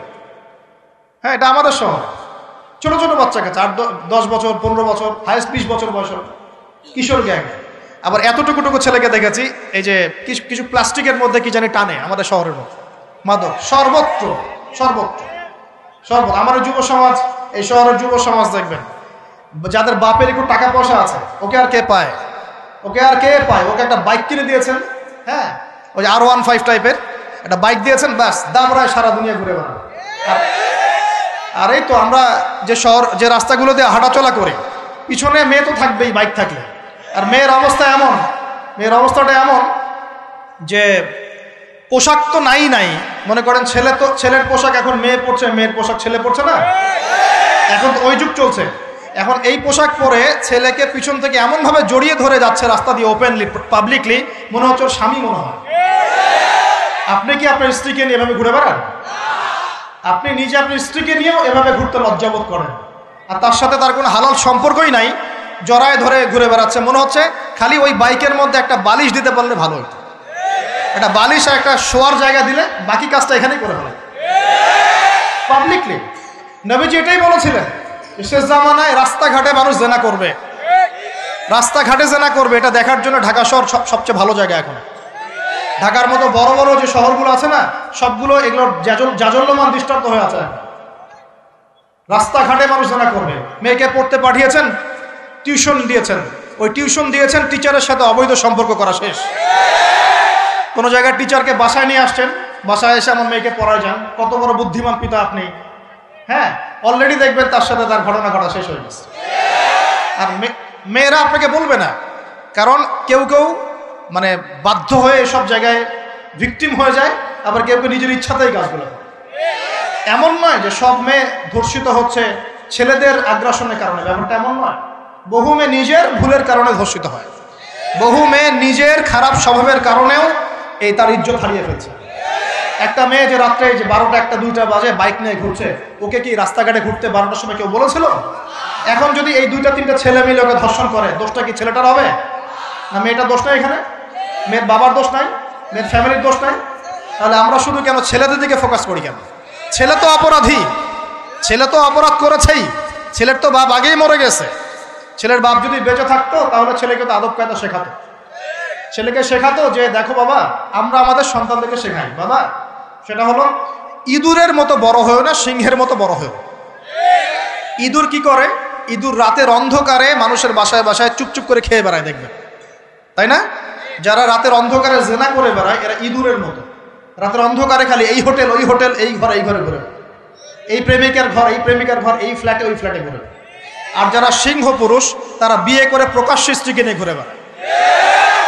তো আমরা আমাদের ছেলেদেরকে এটা শিখাই না তো, বরং আমরা শেখাচ্ছি তোমাকে নিজের পায়ে দাঁড়াতে হবে, বড় হবা, 30-35 বছর হোক তারপর বিয়ে করে। আর এই 18 বছর হয়ে গেছে, 18 থেকে এই যে 30, এই 12 বছরে তার তো যৌবনের তাড়না ছিল, এই তাড়না মেটাতে না পেরে সে পতিতালয়ে গিয়েছে, ওই যে কার ফ্ল্যাটে গিয়েছে, কোথায় কোথায় মাদকের আসরে বসেছে, মেয়েদেরকে নিয়ে এইখানে ওইখানে ঘুরে বেরিয়েছে। আমরা তো এমনও দেখেছি যে গাড়ির মধ্যে ছেলের কোলে মেয়ে ঘুরে ঘুরে বেড়াচ্ছে এখানে চরে। এই শহরগুলোর মধ্যে আল্লাহ পাকের আযাব আসবে না তো কি আসবে আমাকে বলো? শেষ জামানায় যে কয়েকটা পাপের কারণে আযাব আসে তার মধ্যে অন্যতম সেরা পাপটা হচ্ছে জেনা। আমরা এই শহরটাকে জেনার শহর বানিয়ে ফেলেছি এখন, জেনার শহর। এগুলো গেল অবিবাহিতদের কথা। ইভেন ইউনিভার্সিটিগুলোর মধ্যে গিয়ে দেখবে, ইউনিভার্সিটিতে গোল করে গ্রুপ স্টাডি করছে, গোল করে, এবং ছেলের কাপড় মেয়ে পড়ছে, মেয়ের কাপড় ছেলে, কাপড়ের কোনো বালাই নাই। নবীজি বলেছিলেন শেষ জামানায় 2 শ্রেণীর মানুষ আসবে, আমি এদেরকে দেখি নাই। নবীজি দেখেন নাই মানে 1400 বছর আগে ওরা ছিল না। এক শ্রেণী হচ্ছে হাতের মধ্যে মানুষকে মারার কিছু অস্ত্র নিয়ে ঘুরে বেড়াবে, এরা মানুষকে নির্মমভাবে পিটাবে, নির্মমভাবে মানুষকে পিটাবে। এই শ্রেণীকে আমি দেখিনি, এরা আসবে পরে। আরেক শ্রেণী হচ্ছে এমন এক শ্রেণীর মহিলা বের হবে যারা কাপড় পরেও নগ্ন থাকবে, নিজেরাও আকৃষ্ট হবে, অন্যকে আকৃষ্ট করবে। তো এই মেয়েদেরকে তো দেখতে পাচ্ছেন, এখন পাচ্ছেন না? তার মানে কিয়ামত কাছে না দূরে? আর আমি এখন ওই হাতে লাঠিওয়ালা ওই গ্রুপকেও খুঁজে পেয়েছি। হাতে লাঠিওয়ালা সেই গ্রুপ কোনটা জানেন? ওই যে ঘরের মধ্যে ঢুকায় যে ছেলেগুলোকে মেরে মেরে রাত্রেবেলা মেরে ফেলায়, সেটা গ্রুপের। বিভিন্ন হলে দেখেন না, হকি স্টিক নিয়ে 8-10 জন মিলে এক একটা করে ছেলেকে ডেকে নিয়ে পিটাই মেরে ফেলায়, এগুলা সেই ছেলে। এদেরকে যারা জন্ম দিয়েছে ওই বাপের জন্য ধিক্কার, এদেরকে যারা জন্ম দিয়েছে এই বাপের জন্য ধিক্কার। আর এখন এরকম লেডিস গ্রুপও বের হয়েছে, আর মেয়েদেরকেও হলে ডেকে ডেকে পিটানো শুরু করেছে। তোমরা কি মনে করো যে 5 জন 6 জন 10 জন মিলে একজনকে সারা রাত টর্চার করে মেরে ফেলানোর মধ্যে সুপুরুষ? তুমি সুপুরুষ, তুমি অনেক বড় বীর। সাহসটাকে তুমি একজন মারামারি করে দেখাও না, দেখি তোমরা এত বড় সাহস, তাহলে একজন মারামারি করে দেখাও না। আসো রিংয়ের মধ্যে আসো, তারপর দেখি তোমার কত শক্তি, আমাদের কত শক্তি। একজন 1-on-1 ব্যাটেলে আসো, খালি হাতে 1-on-1 ব্যাটেলে আসো। 8 জন 10 জন মিলে একটা বুয়েটের ছেলে, একটা মেডিকেলের ছেলে, একটা অমুকের ছেলে, তমুকের ছেলে, বাবা মায়ের স্বপ্ন লালন করা ছেলেগুলোকে ঘরের মধ্যে ঢুকাবা, সারা রাত পিটায় মেরে ফেলবা, এটাকে তোমরা সাফল্য মনে করো, বীরত্ব মনে করো? এই ছেলেগুলোকে জন্ম দিয়েছে যে পিতা মাতায়, এদের জন্য ধিক্কার আমার পক্ষ থেকে। আপনারা এইসব সন্তান জন্ম দিতে গেলেন কেন?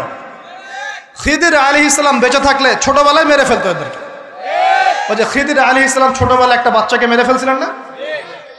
মুসা আলাইহিস সালাম বলেছিলেন যে একটা বাচ্চাকে কেন মেরে ফেললেন? তখন খিদির আলাইহিস সালাম বলেছিলেন এই ছেলেটা যদি বড় হয়, বড় হলে অনেক বড় কাফের হবে, আল্লাহ আগে জানিয়ে দিয়েছেন, এই জন্য আগে মেরে দিয়েছে। এই বাচ্চাগুলোকে নিতে গেলেন কেন? কোন রকম লজ্জাবোধ নাই, চক্ষু লজ্জা নাই। এরপর যখন আইন শৃঙ্খলা বাহিনী এদেরকে অ্যারেস্ট করে নিয়ে যায়, বীরের মতো হাসতে হাসতে চলে যায়। ও জানে যে আমার কোনো সমস্যা হবে না, ফাঁক ফোকর দিয়ে বেরিয়ে চলে আসবে। তোমরা এগুলোকে বীরত্ব মনে করো, সুপুরুষ হয়ে গেছো তোমরা। এতই যদি ক্ষমতা থাকে, সাহস থাকে, তো একজন মারামারি করো না, 1-on-1 ব্যাটেল আসো। তারপর দেখো কেজি থেকে হারে 10 জন মিলে একজনকে পিটাবা, মনে করছো খুব বড় বীর হয়ে গেছো। এখন 10টা মেয়ে মিলে একটা মেয়েকেও পিটাচ্ছে। একটা মেয়েকে আপনি ঘরের মধ্যে ঢুকায় সারা রাত পিটাবেন, মেয়েটা কাঁদতে কাঁদতে বলছে আমার পায়জামা পর্যন্ত খুলে ফেলেছে টান দিয়ে। আরে তোর মায়ের পায়জামাকে খুলে ফেললে তোর কেমন লাগবে? তোর বোনের পায়জামাকে খুলে ফেললে তোর কেমন লাগবে? কোন সাহসে তুই একটা মেয়ের পায়জামায় হাত দিস? এত বড় সাহস! আর এদেরকে আমরা তোলাতলো করে মানুষ করি। আইন শৃঙ্খলা বাহিনী আপনারা কি করেন? ইনস্ট্যান্ট কোর্ট বসে ফাঁসি দিয়ে দিবেন এদেরকে। আল্লাহর কসম করে বলছি, যদি কোনোদিন এরকম ক্ষমতা আমাদের কাছে আসতো, দিন বিচার করে দেখিয়ে দিতাম ইনশাআল্লাহ। ফাইজলামি শুরু করো সারা দেশব্যাপী ফাইজলামি শুরু করে দিয়েছে একেবারে নির্মমভাবে, অহেতুকভাবে। এই যে অসহায় মানুষগুলোকে, ছাত্র পড়তে গিয়েছে, বাবা মার স্বপ্ন লালন করা ছাত্র, ছেলেটা ইঞ্জিনিয়ার হবে, ছেলেটা মেডিকেল সায়েন্সের পরে বড় একজন ডক্টর হবে, পিটায় মেরে ফেলে দিল তাকে। এত বড় সাহস! আর আমরা কিছুই বলতে পারলাম না, কিছু করলাম না। কি একটা অবস্থা চলছে! এগুলো যখন চলতে থাকবে একটা কওমের মধ্যে, আপনার মনে হয় যে আল্লাহর পক্ষ থেকে রহমত নেমে আসবে? লা ইলাহা ইল্লাল্লাহ বলা একজন মানুষ যদি বেঁচে থাকে, ওই একজন মানুষের সম্মানে আল্লাহ পাক কিয়ামত দিবেন ইনশাআল্লাহ। সে একজন মানুষকে এভাবে নির্মমভাবে পিটিয়ে মেরে ফেলো তোমরা। এখন মানুষকে পেটানো শুরু করেছো। নবী সাল্লাল্লাহু আলাইহি ওয়াসাল্লাম শেষ জামানার হাদিস সম্পর্কে বলেছিলেন যে আমি এক শ্রেণীর মানুষকে দেখি নাই যারা আসবে মানুষকে নির্মমভাবে মারবে, নির্মমভাবে মানুষকে পিটিয়ে মারবে। আর কোরআন খুলে দেখেন, একটা জাতির কথা আল্লাহ পাক বলেছেন। এই জাতির নাম হচ্ছে আদ জাতি। কোন জাতি ভাই? এই আদ জাতিকে আল্লাহ পাক ধ্বংস করেছিলেন ঝড় দিয়ে, ঝড় দিয়ে। আল্লাহ পাক এই কওম সম্পর্কে বলেছেন ওয়াইদা বাতাসতুম জাব্বারিন। ওরা শিরক কুফর তো করতোই, কিন্তু এর পাশাপাশি একটা বড় পাপ করত। ওই পাপটা হচ্ছে এরা যখন মানুষকে পেত, পিটিয়ে মেরে ফেলতো, নির্মমভাবে পিটিয়ে মেরে ফেলতো। এই আদ জাতির পাপ তোমরা করা শুরু করেছো। এখন আমাদের শহরে এগুলো চলছে না? এখন দিনে দুপুরে রাস্তাঘাটে এগুলো চলছে। শিক্ষা প্রতিষ্ঠানে গিয়ে এগুলা মাস্তানি করতে গিয়েছো তোমরা। আমার ভাই হয়ে যদি এই কাজ করো, আমি তোমার চেহারা পর্যন্ত দেখতে যাবো না ইনশাআল্লাহ। আল্লাহ রাব্বুল আলামিন আমাদেরকে উমরের শাসন দান করুন বলে আমি। একটা মাস উমরের শাসন যদি চলে না, দেখবেন সব লাইনে চলে আসছে ইনশাআল্লাহ। একটা মাস খালি ধর্ষণের বিচার করা শুরু করেন, ধর্ষণ করার সাহস খুঁজে পাবেন ইনশাআল্লাহ। কোন মাদ্রাসাতে আমরা দেখেছি, কোন মাদ্রাসাতেও এই যে হাফেজ ছাত্র হতে গিয়েছে, বাবা মা হাফেজ বানাবে, মাদ্রাসায় পাঠিয়েছে, মাদ্রাসার শিক্ষক ছেলেটাকে বলাৎকার করে রেখে দিয়েছে। হ্যাঁ, ঢাকা শহরের ঘটনা বলছে। আমাদের সন্তান থেকে কোথায় পাঠাবো তাহলে? পাপ যেই করুক, পাপী। এখানে যদি দাড়ি টুপিওয়ালা মানুষও পাপ করে, তাকেও শাস্তির আওতায় নিয়ে আসতে হবে। আল্লাহ তৌফিক দান করুন। মাদ্রাসায় আপনি ছাত্রকে বলাৎকার করবেন, মাদ্রাসায় আপনি সমকামিতা করবেন, আপনার তো লিঙ্গ কেটে জাতির সামনে উপস্থাপন করা দরকার। উমরের শাসন হলে এটাই হতো। উমরের শাসন হলে আল্লাহর কসম করে বলছে এগুলোই হতো। ওয়াজ মাহফিলগুলোকে, দিনের এই পবিত্র আমানতগুলোকে অনেক জায়গায় ঠাট্টা মশকরার পাত্র বানানো হয়েছে। কোথাও দেখা যায় যে ওয়াজ মাহফিল সিজনে যে বললাম ডিজে জিকির চালু করা হয়েছে। ফাইজলামি শুরু করছো দিন নিয়ে, তোমরা ফাইজলামি শুরু করছো।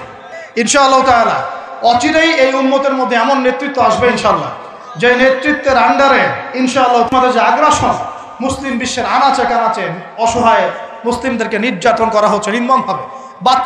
একটা বাচ্চা সে জানে না যে শিয়া কি সুন্নি কি, বোম মেরে নষ্ট উড়িয়ে দেওয়া হবে, মাথার খুলি উড়িয়ে দেওয়া। একটা মা জানে না শিয়াইজম কি সুন্নিজম কি, মিসাইল মেরে বোম মেরে হত্যা করে দেওয়া হবে। ফাইজলামি শুরু হচ্ছে। সারা বিশ্ব জুড়ে এগুলো চলতেছে। সারা বিশ্ব জুড়ে মিডিয়ার মধ্য দিয়ে মুসলিমদেরকে আজকে সন্ত্রাসী বানানো হয়ে গেছে। সারা বিশ্বে রক্তও ঝরবে আমাদের, আবার আমাদেরকেও সবাই সন্ত্রাসী বলে বেড়াবে। নাটক শুরু করেছে, নাটক। সারা বিশ্ব জুড়ে সবচেয়ে শান্তিকামী মানুষ কারা? আমরা, অন্য কেউ আছে? সারা বিশ্বের মানুষের, নিরীহ মানুষের রক্ত কাদের হাতে লেগে আছে? আমাদের হাতে। আমরা ইরাকে মানুষ হত্যা করেছি, আমরা আফগানিস্তানে মানুষ হত্যা করেছি, আমরা উইঘুরদেরকে হত্যা করেছি, আমরা রোহিঙ্গাদেরকে হত্যা করেছি, আমরা বিগত 12, 14, 15 বছর ধরে সিরিয়াতে বাচ্চাদেরকে হত্যা করেছি, বিগত প্রায় 70 বছর থেকে প্যালেস্টাইনে আমরা মানুষকে হত্যা করেছি। আমরা কি এই যে লেবানন, জর্ডান এই জায়গাগুলোতে মানুষকে আমরা মারছি? তাহলে সারা বিশ্বে আমাদেরকে আজকে সন্ত্রাসী কেন বলা হবে? কি কারণে বলা হবে? আর আমরা কেউ কোনো কথাও বলি না, মন থেকে ঘৃণাও করি না। এই কথাগুলো বলবেন কারা? বলবেন তো আলেম ওলামারা। এখন যদি আমরা এই ওয়াজ মাহফিলের স্টেজগুলোকে সার্কাসের মঞ্চ বানিয়ে ফেলি, এই আমানতের হক কে আদায় করবে? আল্লাহ পাক আমাদের সবাইকে বোঝার তৌফিক দান করুন। আমরা আশা করি ইনশাআল্লাহ তাআলা আমাদের উপরে যারা আছেন তাদের বোধোদয় হবে ইনশাআল্লাহ তাআলা। আমরা কারো শত্রু নই, ইসলাম কারো শত্রু নয়, কারো খারাপ চায় না। ইসলাম চায় সমাজের ন্যায় প্রতিষ্ঠা হোক, এবং ন্যায়টা যে কারো হাত দিয়ে প্রতিষ্ঠা হোক, কোনো সমস্যা নাই।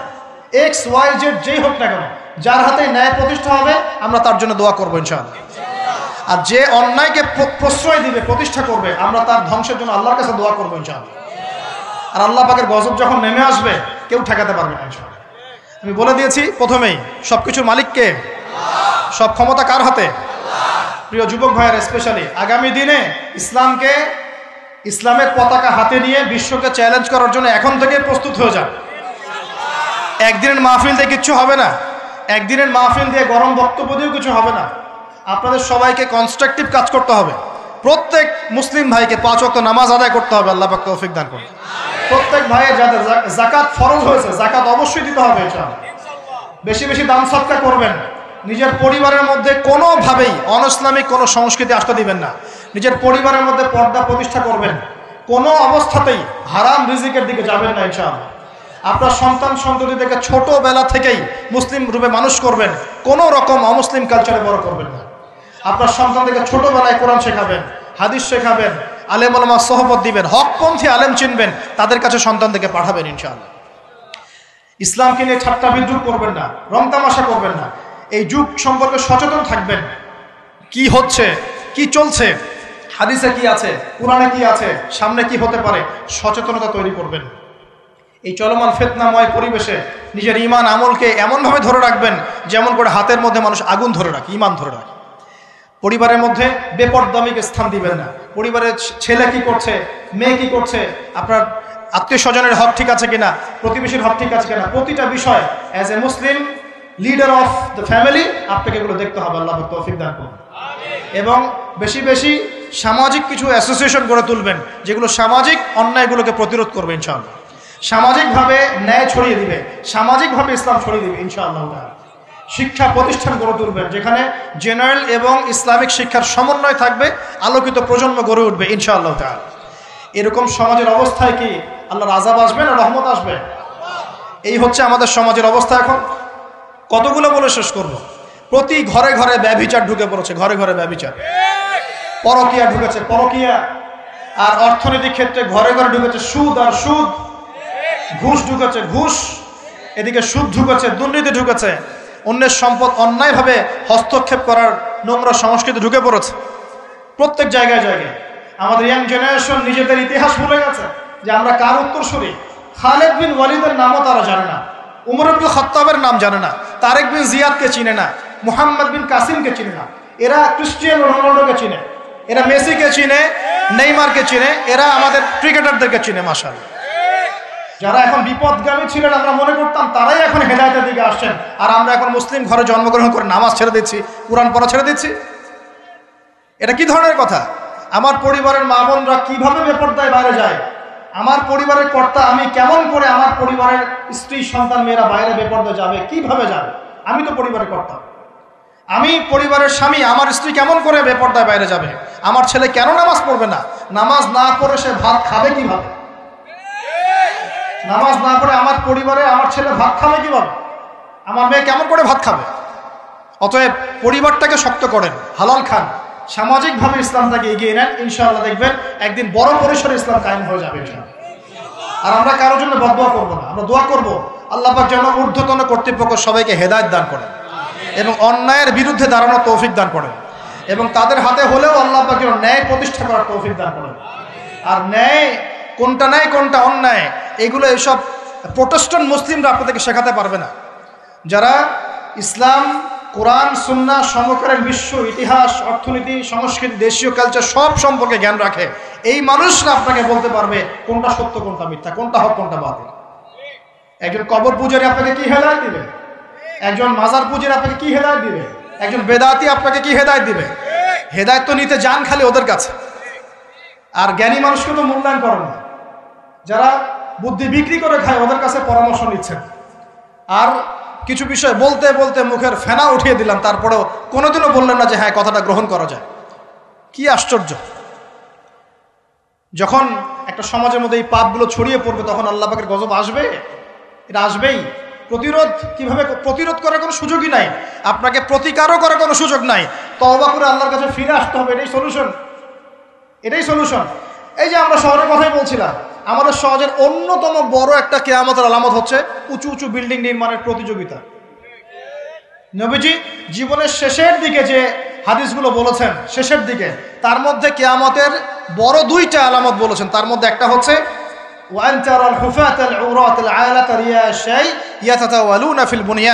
যখন দেখবে সমাজের সবচেয়ে নিম্ন শ্রেণীর মানুষেরা, রাখাল টাইপের মানুষ, গায়ে জামা নাই, পায়ে স্যান্ডেল নাই, উঁচু উঁচু বিল্ডিং নির্মাণের প্রতিযোগিতা করছে। ধনীরা বিল্ডিং নির্মাণ করবে এমনটা নবীজি বলেন নাই। নবীজি বলছেন গরিব, ফকির, মিসকিন, গায়ে কাপড় নাই, স্যান্ডেল নাই, এরা বিল্ডিং নির্মাণ করবে না, প্রতিযোগিতা করবে একে অপরের সাথে। এখনকার আরব বিশ্বটার জাজল্যমান দৃষ্টান্ত। অনেক সলফে সালেহিন বলেছেন যে এই হাদিস থেকে আরবদেরকে ইশারা করা হয়েছে। এটা আমাদের ঢাকার মধ্যে চলে আসছে। কালকে যার এক জাররা টাকা পয়সা ছিল না, আজকে 10 তলা 20 তলা ফ্ল্যাটের মালিক। কিভাবে সম্ভব? সুদের মধ্য দিয়ে সম্ভব, দুর্নীতির মধ্য দিয়ে সম্ভব, কালো টাকার মধ্য দিয়ে সম্ভব, অন্যের সম্পদ অন্যায়ভাবে হস্তক্ষেপ করার মধ্য দিয়ে সম্ভব। আর মাশাআল্লাহ, যার একটা 5-10 তলা বাড়ি আছে আমাদের শহরে, অন্য মানুষকে মানুষই মনে করে, ভাড়াটিয়াকে মনে করে যে তেলাপোকা, ককরোচ, ছিছি করে তাড়াচ্ছে। কত যে শর্ত। কোনো সময় এমনও হয়েছে, মানে বাড়ি ভাড়া চাইতে গিয়ে যে বেইজ্জত হতে হয়েছে, মনে হলো যে বাড়ি ভাড়া চাইতে গিয়ে মানে নিজের সম্মান নিজে নষ্ট করে ফেললাম। সুবহানাল্লাহ। কারণ যখন নিম্ন শ্রেণীর মানুষের কাছে অর্থ আসে, তখন কিন্তু এদের মধ্যে কালচার আসে না। সম্পদ আসে ঠিকই, কিন্তু কালচার, সভ্যতা আসে না। তারা অসভ্যই থেকে যায়। কাকে সম্মান দিতে হবে, কাকে দিতে হবে না, সেটাও জানে না। কথা বুঝতে পারছেন? এটা আমাদের সমাজ এখন চলছে, হাইলি কনস্ট্রাক্টেড বিল্ডিংসের প্রতিযোগিতা। আর আমরা বলবো কেন, এই যে এখনকার সেকুলার রিপোর্টগুলোই বলছে বেশিরভাগ বিল্ডিংয়েরই দেখা যায় যে কোনো রকমের ভিত্তি নাই। এই 5-6 মাত্রা ভূমিকম্প হলেই সব ধরধর করে পড়ে যাবে। আরও এই যে অহংকার, আমি একটা ফ্ল্যাটের মালিক। ঢাকা শহরে মনে হচ্ছে যেন পরিচয়ের মানদণ্ড হচ্ছে এটাই। জিজ্ঞাসা যদি করেন যে ভাই আপনার নাম কি করেন, বলবে ওই যে ফ্ল্যাটটা দেখছেন 10 তলা, ওইটা আমার। ভাবখানা এমন যে এটাই তার পরিচয়ের মানদণ্ড। সে কি করে, তার শিক্ষাগত যোগ্যতা কি, কোন প্রফেশন, এগুলো বড় কথা নয়। ওই যে ফ্ল্যাটটা দেখছেন 6 তলা, ওইটা আমার। অনেকে এসে পরিচয় দেয়, আমি অমুক পার্টির অমুক, আমি অমুক পার্টির তমুক, আমি অমুকের সাধারণ সম্পাদক, আমি অমুকের সভাপতি। এগুলো পরিচয়, এগুলোই মানুষের পরিচয়। আমি অমুক দল করি, তমুক দল করি। পরিচয় কি তোমার? তুমি কি এই পরিচয় দিয়ে কাল কিয়ামতের মাঠে আল্লাহর সামনে দাঁড়াবা? তোমার পরিচয়টা কি? পরিচয় হচ্ছে তোমার শিক্ষাগত যোগ্যতা কি, তুমি সমাজকে কতটুকু সার্ভ করতেছো, তোমার ইলমি যোগ্যতা কি, তুমি 5 ওয়াক্ত নামাজ পড়ো কিনা, তুমি ইসলামপন্থী কিনা, তোমার সুন্নত আছে কিনা, তুমি দিনের জন্য কি করো, এগুলো তোমার পরিচয়। আল্লাহ রাব্বুল আলামিন আমাদের কথাগুলো বোঝার তৌফিক দান করুন। আমাদের সমাজে হাইলি কনস্ট্রাক্টেড বিল্ডিংসের এগুলোর প্রতিযোগিতা চলছে। দেখেন, বিল্ডিং নির্মাণ করা পাপের কিছু নয়, কিন্তু এগুলোর মধ্য দিয়ে অহংকার করাটাই পাপের। আর অহংকার করলে আল্লাহ পাক এগুলোকে ধসিয়ে দিতে সময় নেবেন না। আল্লাহ পাক আমাদেরকে বোঝার তৌফিক দান করুন। আমাদের সমাজে রন্ধে এগুলো চলছে। আমার ওদের খেয়ানত, অবিশ্বাস, সুদ চলছে, জেনা চলছে, ফ্ল্যাটে জেনা চলছে, ফ্ল্যাটে জেনা। জেনা মানে শুধু শারীরিক ইলিগেল ফিজিক্যাল রিলেশনশিপই নয়। জেনার মধ্যে চোখের জেনা আছে, কথার জেনা আছে, চলাফেরার জেনা আছে। নবীজি বলেছেন শেষ জামানায় এক শ্রেণী মেয়ে আসবে যারা পুরুষের কাপড় পরে ঘুরবে। এটা দেখার জন্য আপনি ঢাকার শপিং মলে চলে যান। শপিং মলে যান, কিয়ামত দেখতে পারবেন। কিয়ামত কাকে বলে? কেউ দেখা যায় সুন্দর সুন্দর বোরখা বানিয়ে নিয়েছে, যে বোরখাগুলো পরেও তার মানে শরীরে কাঠামো স্পষ্ট বোঝা যাচ্ছে। এখানে আপনি কাকে দায়ী করবেন, কাকে দোষ দিবেন? অবৈধ সম্পর্ক ঢাকা শহরে রন্ধ্রে ঢুকে গেছে। অবৈধ সম্পর্ক, টিনেজ, 8-10 বছর, ক্লাস 8-এ পড়ে, ক্লাস 9-এ পড়ে, 10-এ পড়ে, এদের মধ্যে ইলিগাল সম্পর্ক চলছে। ইউনিভার্সিটিতে পড়ে, স্কুল কলেজ পাশ করে বিশ্ববিদ্যালয়ে গিয়েছে, ব্যাস ও মনে হয় যে একেবারে পাখা ওর গজায় গেছে, যা ইচ্ছা তাই করতে পারে। মেয়েকে দিয়েছেন একটা স্মার্টফোন, ব্যাস নষ্ট হয়ে গেছে। ছেলেকে দিয়েছেন একটা বাইক, ও দেখ মাদকের আসরে বসে আছে। কি একটা অবস্থা! এই যুব সমাজ কি আগামী দিনে ইসলামের পতাকা বহন করবে? এই যুব সমাজকে দিয়ে ইসলামের বিজয় লাভ হবে? নাকি আমাদের একটা ঈমান দীপ্ত যুব সমাজ দরকার? কোনটা? আল্লাহ পাক আমাদের সবাইকে আল্লাহর পক্ষ থেকে ঈমান দান করুন। আর আমি আর লম্বা করতে থাকলে সারা রাত যাবে গা। আমি আপনাকে গুছায় নিয়ে এসে শেষ করে দিচ্ছি যে এর পাশাপাশি কোন কোন পাপ ছিল যে পাপগুলোর কারণে আল্লাহ পাক এই গজবগুলো দিয়েছিলেন, এবং এই ঢাকা শহর সহ এই বড় বড় শহরগুলা এই পাপের মধ্যে আছে কি না আপনি নিজেই যাচাই করবেন। যাচাই কে করবে? আপনি যাচাই করবেন, আমি যাচাই করব না। 1 নম্বর শিরকের পাপ আছে না নাই? কুফরির পাপ 2 আছে না নাই? আমানত উঠে যাওয়া আছে না নাই? আমানত উঠে যায় নাই। 4 বিশ্বাস উঠে গেছে না? বাবাও ছেলেকে বিশ্বাস করতে পারে না, এখন স্বামী স্ত্রীকে বিশ্বাস করতে পারে। মনে রাখবেন, একটা সমাজে যদি বিশ্বাস না থাকে একের প্রতি অন্যের, এই সমাজের মধ্যে কখনো শান্তি আসবে না। আপনি পরিবারেই শান্তি পাবেন না, সমাজ তো দূরের কথা। এবার আসেন 5 নম্বর হচ্ছে মাপে কম দেওয়া। মাপে কি ভাই? এই মাপে কম দেওয়াটা আমাদের সমাজে পাপের মধ্যে নাই? ব্যবসায়ী যারা আছেন সতর্ক হয়ে যান। আপনি যদি মাপে কম দেন, এই পুরো রিজিক আপনার জন্য হারাম হয়ে যাবে, পুরা রিজিকটাই। এই রিজিকের ইবাদত আল্লাহর দরবারে যদি কবুল হয়, তাহলে কোরআন হাদিস মিথ্যা হয়ে যাবে। নাউজুবিল্লাহ। কোরআন হাদিস কি মিথ্যা? এই রিজিক যদি খেয়ে ইবাদত আল্লাহর কাছে কবুল হয়, তাহলে কোরআন সুন্নাহ মিথ্যা হয়ে যাবে। নাউজুবিল্লাহ। আল্লাহ পাক বলেছেন এই মাপে কম দেয়া হারাম রিজিক খেয়ে ইবাদত করলে ইবাদত কবুল হবে। পৃথিবীতে সর্বপ্রথম কওমে মাদিয়ানকে ভূমিকম্প দিয়ে ধ্বংস করে দেওয়া হয়েছিল। তাদের প্রধান অপরাধ ছিল মাপে কম দেওয়া, যেটা আমাদের মধ্যে ছড়িয়ে পড়েছে। মাপে কম দিচ্ছি আমরা।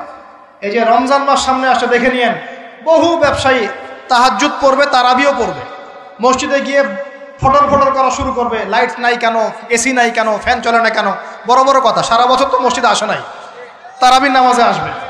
আবার দেখবেন অনেকে সারাদিন তো মসজিদ নাই, জুমার দিনে যায়, জুমার দিনে গিয়ে বলে ইমাম সাহেব ওটা করেন নাই কেন, এই মুয়াজ্জিন সাহেব এটা করেন নাই কেন। আছে না এমন লোক? এই শ্রেণী মানুষ আছে, দেখবেন এরাই ফটর বেশি করে। রমজান মাসে দেখবেন নামাজে তারাবিও পড়বে, মাপেও কম দিবে। এরকম লোক আছে না? মাপে যারা কম দেয়, এই পাপের কারণে সমাজের মধ্যে দুর্ভিক্ষ নেমে আসে। আমাদের অর্থনৈতিক অবস্থা এমন জায়গায় দাঁড়িয়ে আছে না, দুর্ভিক্ষ যদি চলে আসে অবাক হওয়ার কিচ্ছু নাই। দুর্ভিক্ষ চলে আসলে আপনার অবাক হতে পারেন, আমি অবাক হব না। এমন একটা জায়গায় দাঁড়িয়ে আছে, এবং এই রমজান মাসে এমনি তো দ্রব্যের দাম বেড়ে যায়। এবার যার কি হবে আল্লাহ ভালো জানে। আমার মনে হয়, আমার ভয় হয়, একদম নিম্নবিত্ত মানুষ যারা এবার রোজা রেখে ইফতার যখন করবে, তখন হাত তুলে আল্লাহর কাছে বদদোয়া করা শুরু করবে। এটা আমার ভয় হয়। এবার অপেক্ষা করেন, দেখতে থাকেন সামনে কি হয়। প্রতিটা পণ্যের দাম অলরেডি বাড়া শুরু হয়ে গেছে। কিছু বৈশ্বিক কারণ আছে, এগুলোর কারণে যেমন বাড়ছে, আবার কিছু আমাদের নিজস্ব মানবসৃষ্ট কারণ আছে, এই কারণেও বাড়ছে।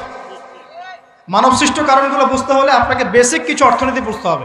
এটা পড়াশোনা করেন, দেখবেন। আমি গত লেকচারে বলেছিলাম, আল্লাহ রাব্বুল আলামিন আমাদের সবাইকে হালাল খাওয়ার তৌফিক দান করুন। সমাধান কি তাহলে? সমাধান হচ্ছে অপচয় কমাতে হবে। 5টা খেজুরে ইফতার হয়ে গেলে 6 নম্বর খেজুর দান করে দেন। 6 নম্বর খেজুর দান করে দেন। সদকাগুলো বেশি বাড়িয়ে দেন। এই যে মানুষগুলো খেতে পারবে না, ওদের ঘরে ঘরে গিয়ে ইফতারগুলো পৌঁছে দেন। মাসের বাজার করে দেন।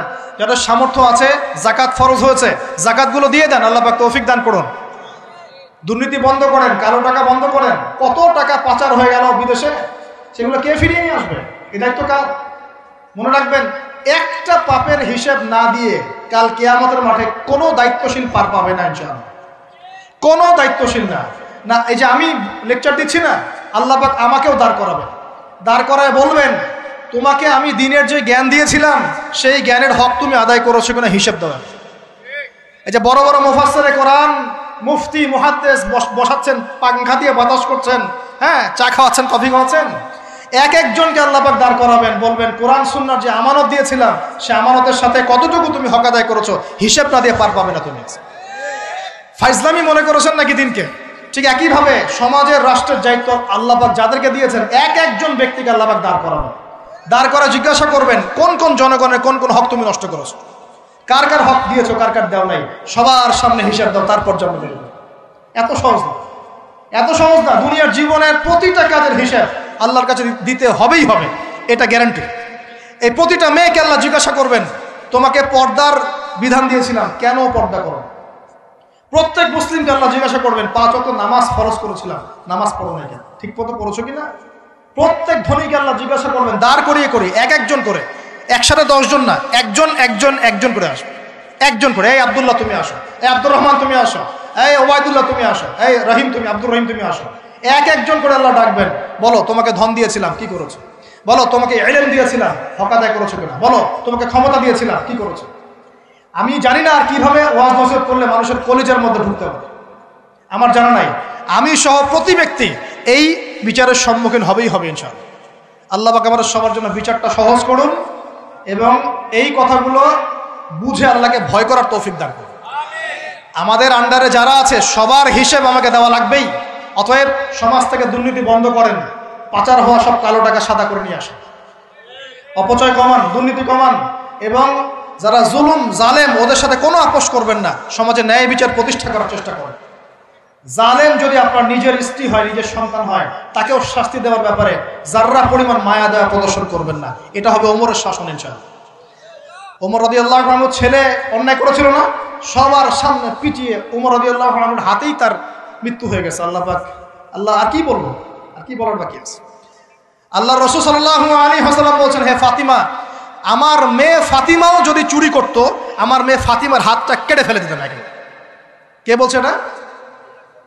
আমাদের নবী মুহাম্মদ সাল্লাল্লাহু আলাইহি ওয়াসাল্লাম বলছেন, আমার মেয়ে ফাতিমাও যদি চুরি করত, তার হাতও আমি কেটে ফেলে দিতাম আগে। আর আমরা আমাদের দলের লোক, আমাদের সংগঠনের লোক, আমাদের সামাজিক সংগঠনের লোক, আমার চাচা, আমার মামা, আমার খালু, আমার অমুক, এই করতে করতেই তো সব শেষ করে ফেললাম।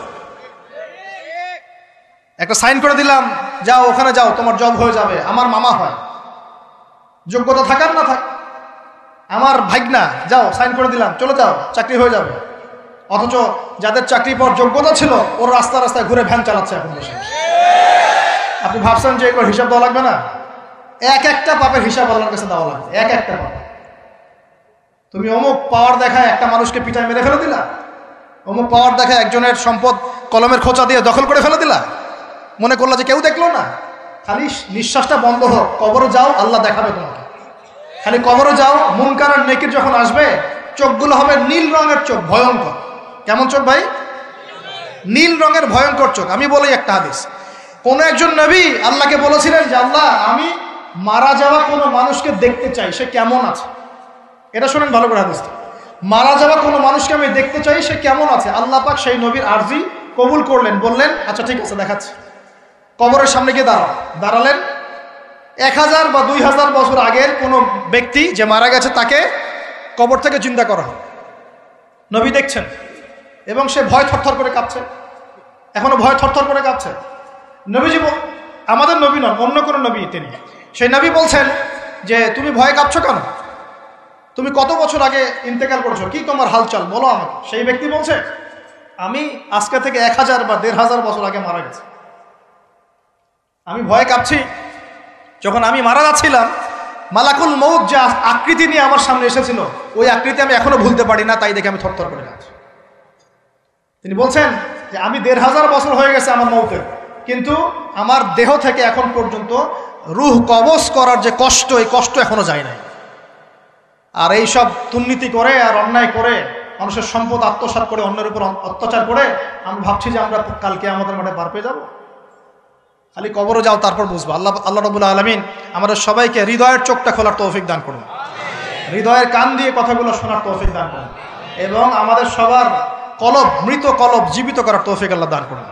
এই মাপে কম দেয় একটা পাপ, যে বললাম সুদ, একটা বলেছি যে জেনা, একটা ব্যভিচার, আমানতের খেয়ানত, হ্যাঁ। তারপরে যার যোগ্যতাহীন ব্যক্তিকে যখন আপনি দায়িত্ব দিবেন, যখন মানুষ স্ত্রীর আঁচল ধরে বসে থাকবে, মায়ের সাথে খারাপ ব্যবহার করবে, বাবাকে দূরে ঠেলে দিবে, বন্ধু বান্ধবদের কাছে নিয়ে আসবে, যখন মসজিদগুলো হট্টগোল হবে, শোরগোল হবে, মসজিদ চাকচিক্যময় হবে, হেদায়েত উঠে যাবে, যখন দেখবেন সময় সংক্ষিপ্ত হয়ে আসছে, যখন দেখবেন যে জহরাতুল কায়নাত, গান বাজনা বাদ্যযন্ত্রের সাথে সম্পৃক্ত যারা আছে, এই যে নর্তকী, এদের সংখ্যা বাড়তে থাকবে। ইউজাফু আলা রুউসিহিম বিল মাআজিফ, মানুষের কানের পাশে বাদ্যযন্ত্র বাজবে। মানুষ যখন এই যে মদকে হালাল মনে করবে, শুরিবাতিল খমর, মদ যখন মানুষ খাওয়া শুরু করবে, জেনাকে হালাল মনে করা শুরু করবে, হ্যাঁ, যখন মানুষ আত্মীয়তার সম্পর্ক নষ্ট করা শুরু করবে, এই যে যত রকম পাপ আপনি দেখছেন যে আমাদের এই সমাজগুলোতে চলছে, এগুলো যখন চলতে থাকবে, তখন আল্লাহর পক্ষ থেকে এই যে আসমানি গজব, জমিনের বালা এই ভূমিকম্প বলেন, জালজালা, মহামারী, হ্যাঁ, আপোষের মারামারি, হত্যা, রাহাজানি, এই যে আপনার আর কি বলবো, আর কি আছে, এই যে আকৃতি বিকৃত হওয়া, ভূমি ধসে যাওয়া, আসমানের গজব, মহাপ্লাবন, জলোচ্ছ্বাস, বন্যা ইত্যাদি, যে পাপগুলোতে আল্লাহ পাক বিভিন্ন জাতিকে ধ্বংস করেছেন, এই সমস্ত আযাব আল্লাহর পক্ষ থেকে একটা একটা করে আসতে হবে, একটা একটা করে। স্পেশালি 4-5টা। একটা হচ্ছে রিহুন হামরা, গরম বাতাসের আযাব আসবে, গরম বাতাস আসতে থাকবে, গরম, এমন গরম বাতাস আসবে যে বাতাসে জনগণের বেঁচে থাকা অতিষ্ঠ হয়ে যাবে মানুষ। 2 নম্বর আসবে জালজালা, এমন ভূমিকম্প, সানাওয়াতু জালাজিল, ভূমিকম্পের বছরগুলো, একটা দুইটা না, বছরগুলো একটার পর একটা আসতে থাকবে। আর কি আসবে, খসফন, মানে জমিন ভিতরে ধসে যাবে, নিচে নেমে যাবে। আর মাসখান, মানুষের আকৃতি পরিবর্তন হয়ে যাবে। আর কাযফান, আকাশ থেকে পাথরের বৃষ্টি বর্ষণ করা হবে। এগুলো আসতে থাকবে। এছাড়া আমাদের হাতের কামাইগুলো তো আছেই। আল্লাহ রাব্বুল আলামিন আমরা সবাইকে, স্পেশালি ঢাকা শহরের বাসিন্দা আমরা যারা আছি, আমরা যারা দিনী ভাই, আমাদেরকে সমস্ত পাপগুলো ছেড়ে দেওয়ার তৌফিক দান। আল্লাহ পাক আমাদের সবাইকে শিরকের পাপ ছেড়ে দেওয়ার তৌফিক দান করুন, কুফরের পাপ ছেড়ে দেওয়ার তৌফিক দান করুন। এই অহংকার, সম্পদের অহংকার আল্লাহ পাক বন্ধ করার তৌফিক দান করুন। আল্লাহ পাক আমাদের সবাইকে দুর্নীতি বন্ধ করার তৌফিক দান করুন, ন্যায় প্রতিষ্ঠা করার তৌফিক দান করুন। আল্লাহ রাব্বুল আলামিন আমাদের সবাইকে, স্পেশালি যুবক যুবতী যারা আছে, সবাইকে জেনা ছেড়ে দেওয়ার তৌফিক দান করুন, পবিত্র চরিত্রকে পবিত্র রাখার তৌফিক দান করুন, এই পর্নোগ্রাফি থেকে দূরে থাকার তৌফিক দান করুন। আল্লাহ পাক এই যুব সমাজকে মাদক থেকে দূরে থাকার তৌফিক দান করুন। আমরা দোয়া করি যুব সমাজকে আল্লাহ পাক এই পতিতাবৃত্তি, ব্যভিচার থেকে বাঁচিয়ে রাখুন। পরিবারগুলোর মধ্যে আল্লাহ পাক শান্তি দান করুন। এই ব্যভিচার থেকে, এই বিশ্বাসহীনতা থেকে, আমানতহীনতা থেকে আল্লাহ পাক আমাদেরকে বাঁচিয়ে রাখুন। আল্লাহ পাক আমাদের শাসকবর্গকে হেদায়েত দান করুন। আল্লাহ পাক জনগণকে হেদায়েত দান করুন। আল্লাহ রাব্বুল আলামিন আমাদের সবাইকে অপচয় বন্ধ করার তৌফিক দান করুন। সবাইকে নামাজি বানিয়ে দিন, সবাইকে কোরআনওয়ালা বানিয়ে দিন, সবাইকে হাদিস চর্চা করার তৌফিক দান করুন, রাসূলের সুন্নত মাফিক জীবন গড়ার তৌফিক দান করুন। সমস্ত পরিবারগুলোতে ইসলামী পর্দা কায়েম করার তৌফিক দান করুন, নামাজ প্রতিষ্ঠার তৌফিক দান করুন, পরিবারগুলোর মধ্যে হালাল রিজিকের ব্যবস্থা আল্লাহ করে দিন। এবং সর্বোপরি আসন্ন রমজান যেটা আসছে, এই রমজানে আমরা যেন আমাদের গুনাহগুলোকে মাফ করিয়ে নিতে পারি, আল্লাহ পাক সেই তৌফিক আমাদের সবাইকে এনায়েত করুন, বলি আমিন। আকুলু কওলি হাযা আস্তাগফিরুল্লাহ লি ওয়া লাকুম ওয়া লিসাইরিল মুসলিমিন। বারাকাল্লাহু লানা।